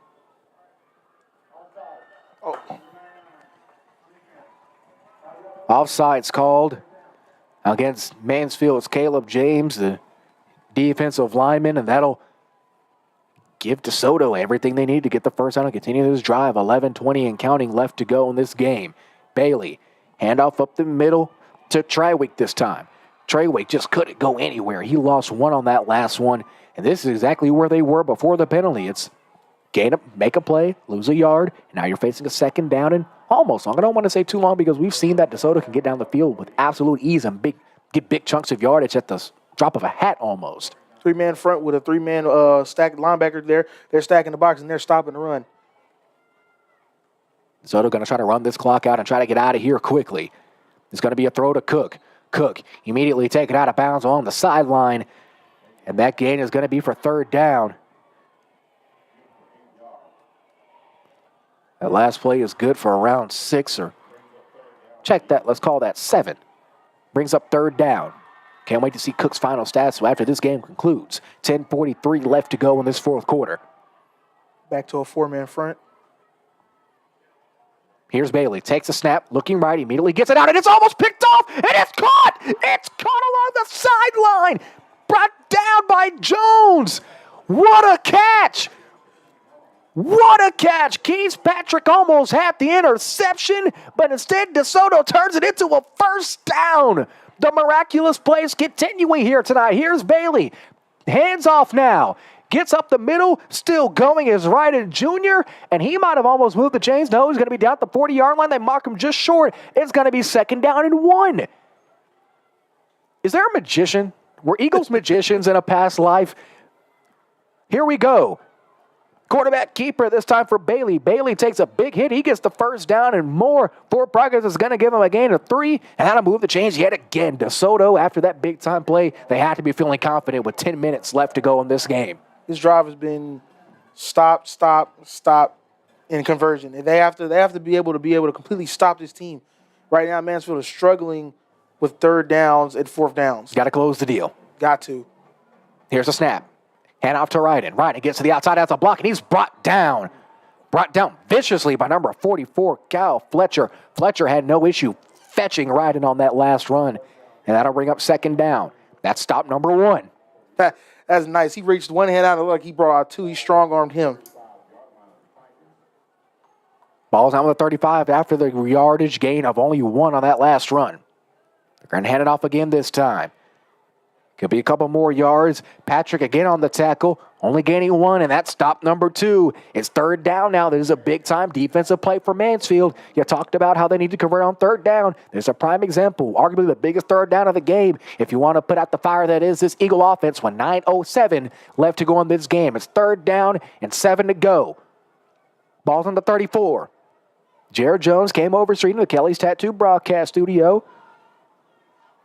Here's the snap. Fakes the handoff. Bailey looking to throw. He's got a man downfield to the end zone. Caught! No, it's out of bounds. It's just out of bounds.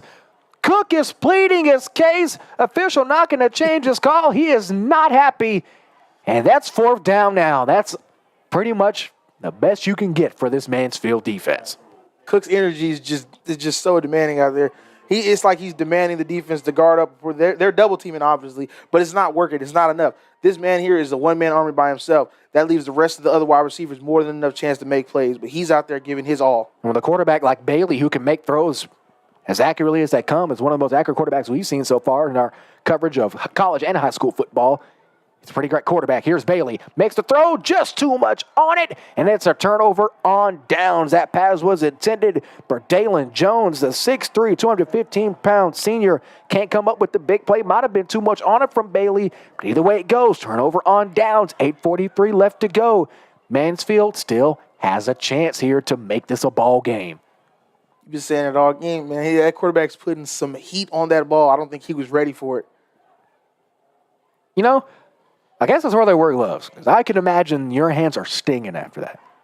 A lot of players actually mess up their hands dealing with those type of passes. Dislocate them and everything. It's like he's shooting his passes out of a Desert Eagle. Deadly accuracy and a little oomph in it, as some would say. First down and 10 for Mansfield now. Kennedy looking to throw. Got a man across the middle of the center. It's caught almost at midfield, but continue to move the chains. First down again, Mansfield at the 48-yard line. And here we go. 8:36. Clock gets ready to move, and it does. 38 on the play clock now. Mansfield already getting back to the line. That pass brought in by number 2, Hayden George. George, after that incompletion, that easy drop pass in the second quarter, he stepped his game up. Almost Cooper-esque, I guess you could say. Here's a shotgun snap to Kennedy. Kennedy taking his time, steps up in the pocket, makes a couple Eagles miss, and he's still moving up the field. That's going to be about a gain of 8, and it's going to be second down and 2. He's brought down by a host of DeSoto Eagles. First man to get to him was number 4. Check that. The first man to get to him was number 46. Trying to find a number here. There he is, number 46, Robert Holt, the defensive lineman, the senior, 6 foot, 215 pounds. Able to lead the charge on bringing Kennedy down, but not before he gains 8. Second down and 2 to go now. Man in motion. Hand off to the outside. And he gets almost just about to the line to gain, but he's going to be a yard short. And here comes a big third down now. This play calling is pretty good. It's not just the same thing. It's a mixture of those. With the quarterback draw, then backdoor and do reverse. We might have seen it, but I don't remember seeing it right after one or another. So right there, he's mixing it up. He's mixing it up very well. I wouldn't be surprised if he goes in the air in this play. Jacoby Haynes on that last carry. Sometimes plays a little wide receiver. Well, also gets into it in the jet sweep action every once in a while. It's third down and a hair follicle. DeSoto stacking the box. And that's going to be a false start called. That's going to be on number 61, the left guard, Joseph Rivera. And that'll make their start down just a tad bit harder. The officials talking about it now. I feel like that was a relatively easy false start call to make, but let's see. At the end of the day, those are the officials, and we're just up here talking about them. And indeed it is. False start on the left guard, number 61, Joseph Rivera. Power penalty brings up third down. And that's a big-time break there for the DeSoto defense, making this third down a tad bit harder for Mansfield.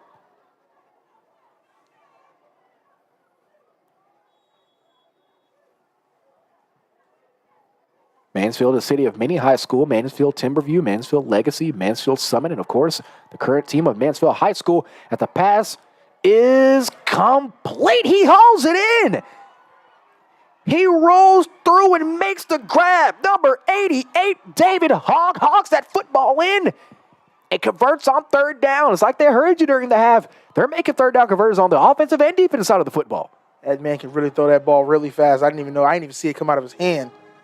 Kennedy, the handoff, gets to the outside, and he's got space. Bucker upfield, inside the 20, stood up at the 20. Count that, stood up at the 19-yard line, and that carried for Hubbard is good for yet another Mansfield first down. They're going to mark him at the 20-yard line. They're knocking on the door. The Tigers still have live cam. What I like about that run is that the run was amazing, but that block from the wide receiver, the quarterback may have made the tackle, but he was getting hemmed up by that wide receiver. Here's Kennedy looking to his left, falls out as he throws maybe a little too much on it, and that'll bring up second down now. Pass was intended. Check that pass was intended for Mansfield's number 5, Reed Pinkney, They'll bring up second down and 10 after the incompletion. Ball on the right hash.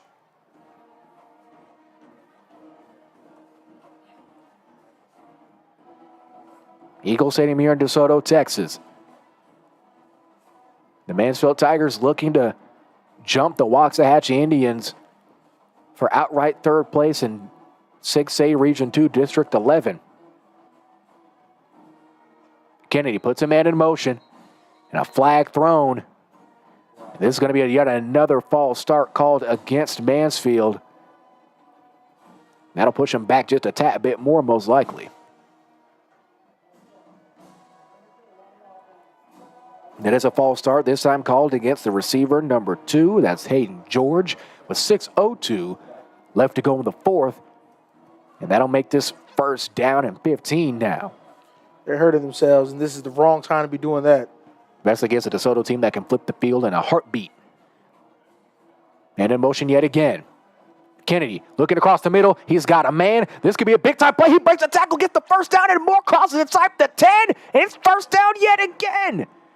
Mansfield, whenever they seem to be down and out, finds a way to make a big-time play. That time, Jacoby Hayes on the reception. And that's another big-time play for this receiving core for Mansfield. Even when they drop a couple of what seems to be simple passes, they come back and strike yet again for even bigger plays. Here's Kennedy looking all over the sideline, making a couple changes at the line of scrimmage. I like the way he looks over the sideline and get those audible calls from the coaches. That's a very good college feel there. Here's Kennedy. Immediately looking right, looking left this time. Switches the opposite side of the field. Makes grab at the 10, gets brought down at about the 7, and that's going to be a gain of 3, bringing up a second down and goal. And the Tigers can smell the end zone. The Eagles got to keep them out.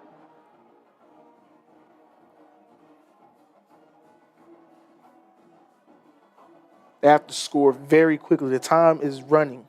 5-10 in this fourth quarter of play. You don't want to give DeSoto too much or too little time. You got to find that sweet spot. The sand slowly falling out of the hourglass for both of these two teams' seasons with playoff seeding on the line. Here's Kennedy. Kennedy going to take it himself. Cuts across. Breaks a tackle. Barrels. Gets caught by a couple of Eagles. And he's halted at the 1-yard line. The DeSoto defense stands firm. And it's going to be third down and 1. Kennedy almost had it. Was a football length away, but just couldn't bring it in. First time we'd have seen DeSoto win a head-to-head battle with that O-line. They actually stopped him right there, and that was the perfect time for DeSoto to stand up. It's third down now. Third down and 1. 4.5 left to go in the fourth quarter of play. This is a big-time game here. Hogg at the bottom of your screen. One slot receiver for Mansfield. Empty backfield now for Kennedy. Puts a man in motion. It's going to be to the outside. It's a quarterback keeper. He gets into the end zone. Touchdown, Mansfield. And the Tigers stay alive. Touchdown brought to you by HDO and Tyler, your hometown drink stop. That's a 2-yard touchdown rush for Sergio Kennedy, and that brings this game ever so closer. 28-16 with 4:09 left to go behind the PAT. That quarterback's been a killer on his feet, a lot more in the air. He struggled a little bit in the air, a couple overthrown passes, but he's been getting there. But on his feet, he is amazing.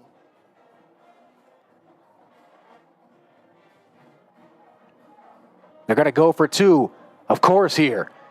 Kennedy has a man in motion, and DeSoto's going to call a timeout. They're going to try to get something going here. As they take the timeout, we'll take it with them. 28-16, PAT coming after this on the Antler Sports Network. Did you know you had a Texas State bucket list must-see right in the heart of East Texas? It's Circle M Crawfish in Big Sandy, Texas. Circle M is more than just crawfish. It's home to the best deep-fried catfish in town. There's something for everybody to enjoy, including chicken fried steak, burgers, and ready for game day wings. Circle M has everything you need to have a good time with the whole family, with a gated playground to keep kiddos entertained. Circle M Crawfish on State Highway 155 in Big Sandy, Texas, home of Circle M Rivalry Week. You work hard to protect the things you love, your car, your home, and your financial future. East Texas Benefits will work just as hard to ensure your protection during these trying times. Our experts are trained to find the best policies tailored to any budget, but at the best insurance agency in Tyler by the people who make us who we are.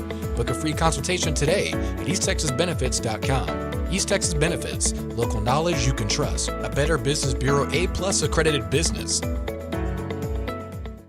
2-point conversion here. Biggest play of the game for the Tigers. Man in motion. Kennedy rolling to his left. Has a man in the end zone. And it's incomplete. Ball hits the ground before he can make the grab. And that might, just might, be ball game for Desoto after making the big-time play. On the deflection to make that reception just a tad bit harder was the Eagles' number 23, Malachi McKellar.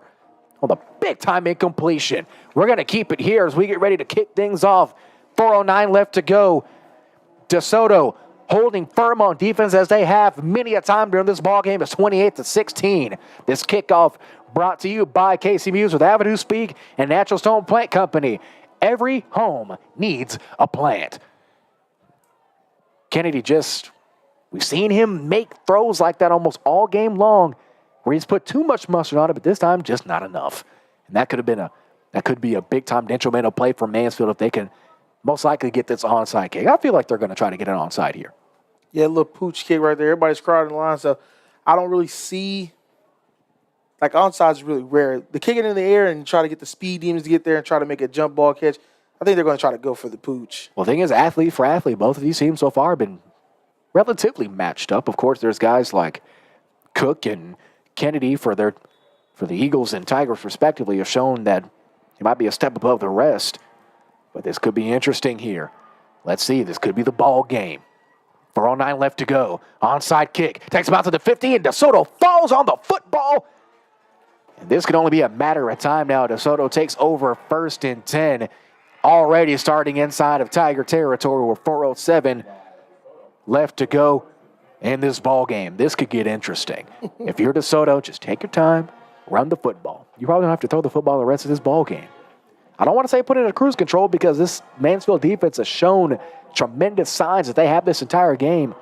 But don't shy away from what you know is going to work. Yeah, you can't run every play. They've been able to stop the run a couple of times in the last drive. Hopefully they can do it here and make them force them to put the ball in there, but that could be dangerous too. Here come the Eagles. It's a handoff to the outside. Wisner goes out of bounds. And that'll most likely stop the clock. Trey Wisner on that last carry. 3:58 left to go, and that'll bring up 2nd down. Interesting to see that he stayed in bounds there on the gain of 4. It's going to be 2nd and 6.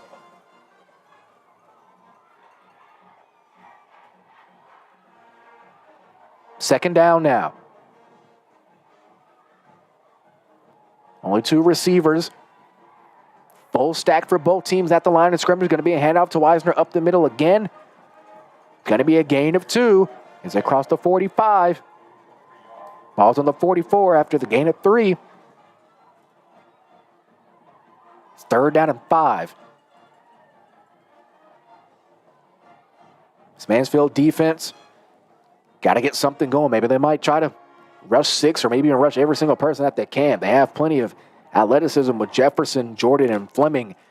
2 safeties and the middle linebacker respectively, able to get in the backfield quickly as we've seen through this game. Let's see if they can continue it here when it matters most. 3:19 and ticking now. 28-16 your score after Mansfield couldn't convert the 2-point conversion after the Sergio Kennedy quarterback keeper for a 3-yard touchdown. It's going to be a handoff up the middle of Wisner again. Wisner gets to the middle of the field. He gets to the 35-yard line, and that's going to be 1st down and 10 for the Eagles as we hit the 3:02 mark.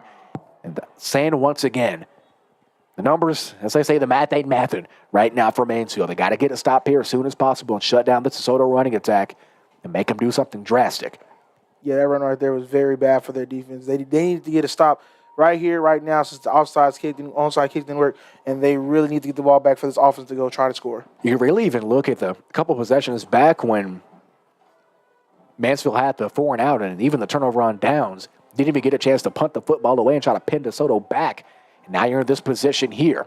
Ball's on the 34-yard line.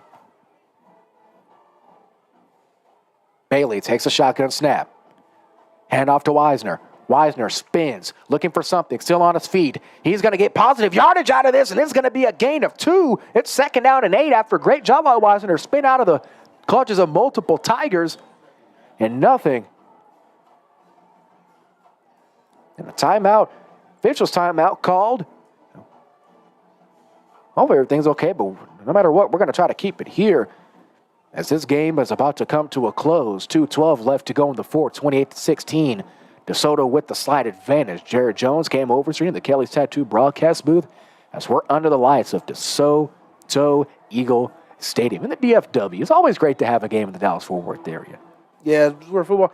I grew up in the Dallas-Fort Worth area, so football has always been a big thing down here, especially during the playoff season. That's where everybody comes out to watch everybody play. Even as an East Texas kid, Texas high school football is almost a religion. I don't even say almost is a religion. It is a religion at this point. Some points it comes to, if it was on Sunday, it would be, high school football or church. That's pretty much what it'd be like. Hey, the way some of these games keep getting delayed, you never know. 2nd down now. Clock still rolling along. We're about to hit the 1.5-minute mark. Bailey takes a snap. Looking into the end zone. No! Just over the head of Cook. Just overthrown. And Cook seemed to be I don't know if he's too fast for his own good or Bailey just can't seem to find that mojo anymore. Maybe Cook needs to be in double coverage because that was the most perfect throw I've ever seen from him tonight in double coverage. I know I keep going back to that, but I'm still on that. That was still an amazing play. Yeah, we haven't seen a lot of bad passes from him all game. Like you just said, he's been on fire, and that's probably like his first or second bad pass all game. But even then, sitting back and look right there, that pass in the double coverage, that was probably the most perfect pass we've seen ever. Bailey and Wisner. 2 main figureheads of this offense so far as the clock still continues to wind down. Clock frozen to 1:19, however, on this 3rd down play. Hand off to Wisner on the outside. He doesn't have any blocks. He gets right out the 35-yard line. That's going to be a loss of around 3. That's a big 4th down stop for Mansfield. If they do want to try to bring things back in this ball game, this is a pretty good start. Most definitely. Well, the real question is, what is DeSoto going to do? Play it safe, bring out the field goal unit or even the punt unit, or are they going to try to go for it and run some clock out? If this was a field goal, this would be about a 50-yard field goal as we hit the 1-minute mark, and time still winding down for this Mansfield team. I want to thank all of our sponsors for supporting the Antler Sports Network as we continue our march across the state of Texas and beyond for high school and college football.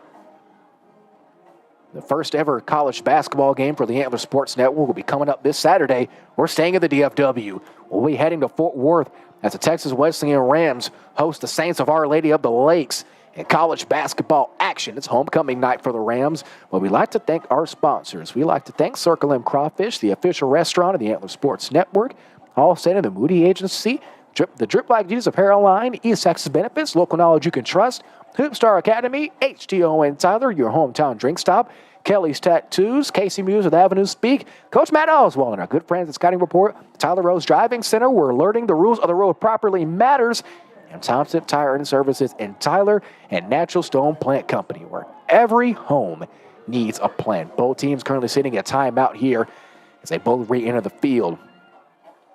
DeSoto destined to become 8-2, barring the result of this game, and 6-1 in district play. Be sure to keep it here. Jared Jones, Cam Overstreet,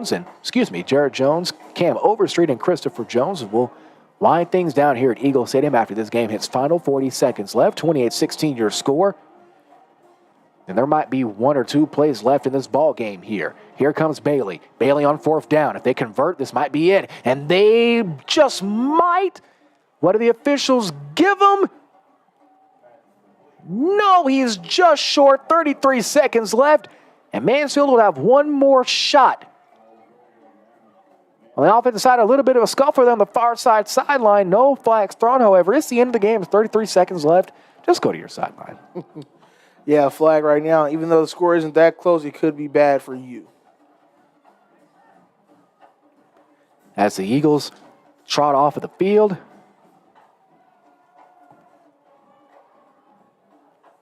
And once again, we reset now. 1st down at 10.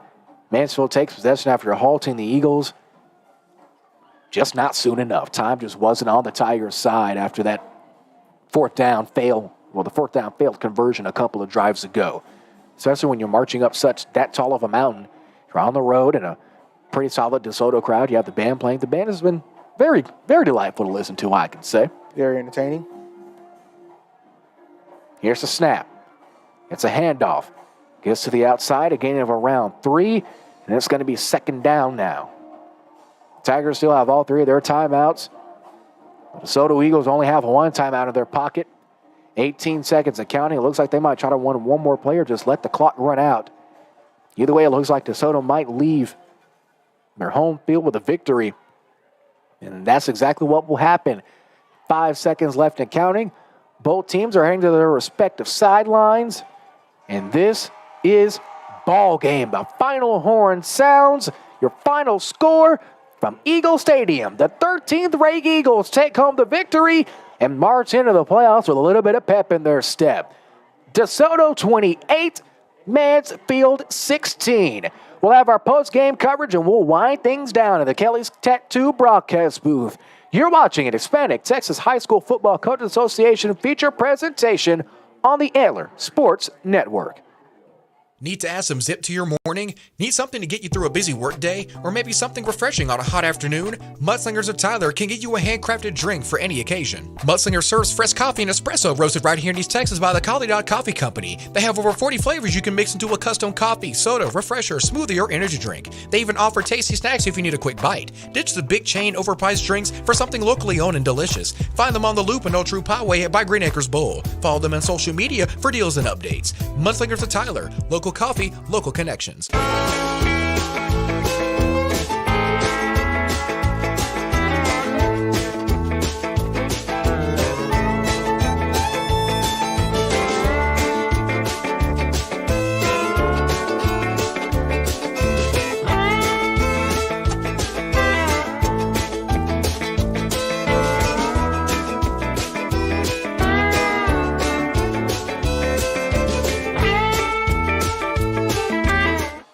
We've hit final here at DeSoto Eagle Stadium in a special presentation brought to you by the Hispanic Texas High School Football Coaches Association. Let's start with our drive summary, starting with the DeSoto Eagles. First drive, 9 plays, 31 yards, in and a punt, time of possession, 2 minutes and 43 seconds.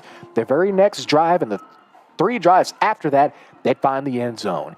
First off, starting with 12 plays, 75 yards with a big-time rushing touchdown, taking under 3 minutes. Their next drive, half of that, 7 plays, 50 yards for a passing touchdown. Same result on the drive after that. This time only taking 4 plays and 80 yards.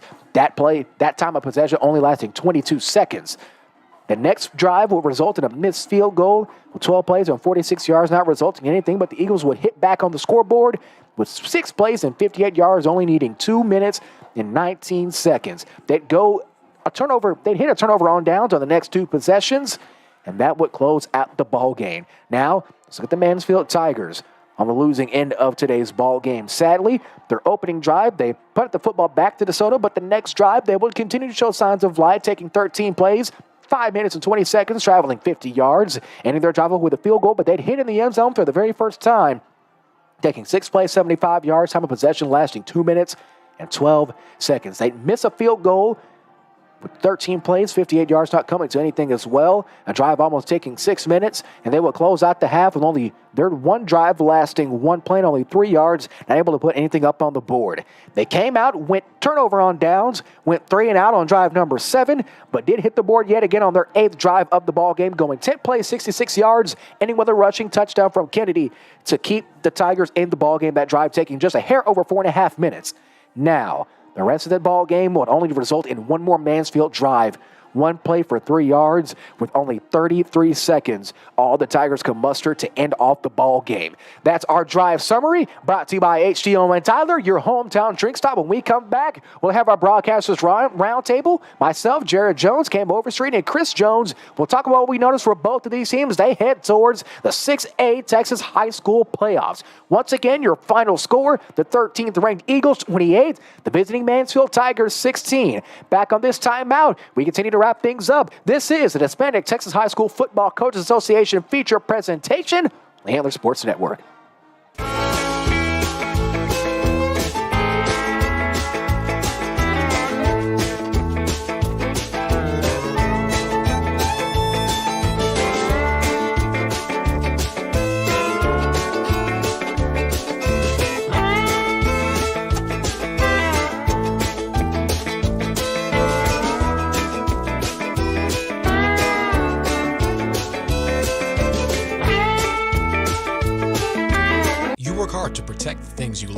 your car, your home, and your financial future. East Texas Benefits will work just as hard to ensure your protection during these trying times. Our experts are trained to find the best policies tailored to any budget, but at the best insurance agency in Tyler by the people who make us who we are. Book a free consultation today at easttexasbenefits.com. East Texas Benefits, local knowledge you can trust. A Better Business Bureau A+ accredited business. I'm a tailgater tailgating to get to my tailgate. Now, it might not get me there any faster, but hey, it gets me ready for football. Let's tailgate. I can't go anywhere. But you're so busy watching me tailgate that you don't see the one in front of you. And your cut rate car insurance, it might not pay for this. So get Allstate and be better protected from mayhem. Like me. Hello, my name is Tarnisha. My name's Anthony. And we own Drip Like Jesus. Drip stands for devote, reach, influence people, just like Jesus did. Each one of our apparel has a scripture on the back that goes with the design. It's our cool way of spreading the gospel and looking fly. We are located in Stonebriar Mall in Frisco and also online at www.driplikejesus.com. So feel free to go online and shop or come check us out in Frisco. And thank you for helping us spread the gospel. The rules of the road must be taught the proper way to ensure the highways and byways of the great state of Texas are safe for generations to come. If you're a teen or young adult looking to gain a license or just looking to refine your knowledge and skills, Tyler Rose Driving Center is the gold standard to getting the best behind the wheel results no matter your age or experience. Schedule classes over the phone at 903-535-7777. Tyler Rose Driving Center, located in the Green Acre Shopping Center next to Little Caesars, committed to safety, satisfaction, and service with a smile. I'm the play-by-play announcer who's in your ear all game long. And the more praise I heap on your team, the more excited you get. Touchdown! Now, you don't hear the upstairs toilet overflowing, and I don't mean with confidence. You wanted a bowl season? You got a bowl season. And if I can show up on game day, imagine what could happen the rest of the week. So get Allstate and be better protected from mayhem like me.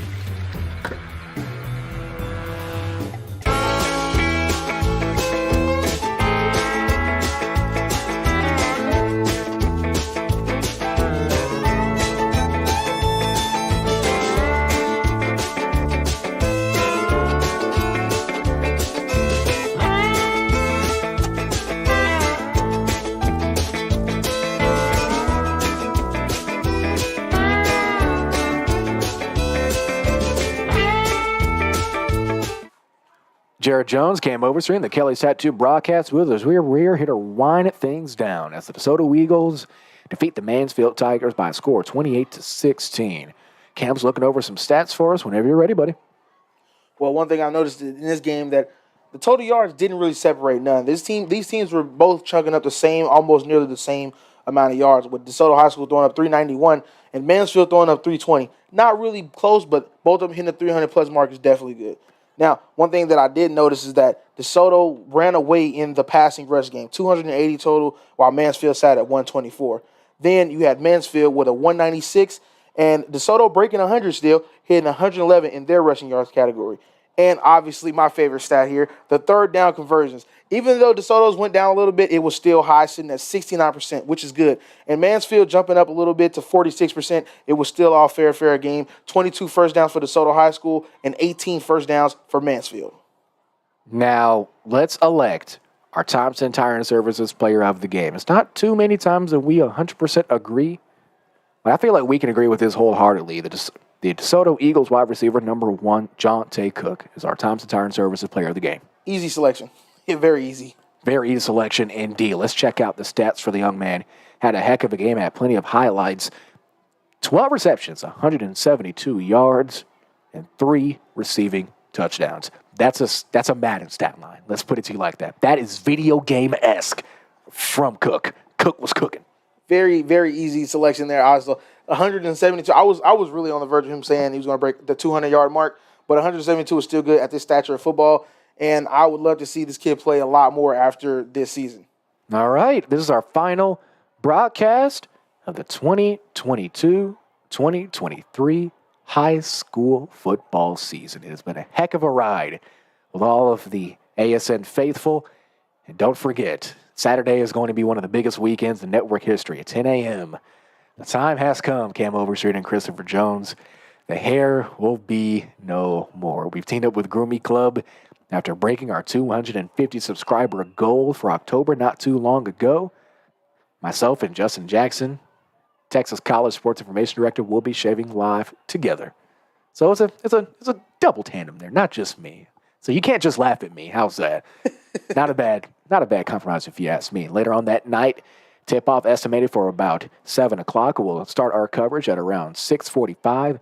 The Texas Wesleyan Rams play their second basketball game of the season as they host the Saints of Our Lady of the Lakes University in a non-conference matchup as the Texas Wesleyan Rams look to take the success they've had on the gridiron onto the hardwood. Cam, any closing thoughts?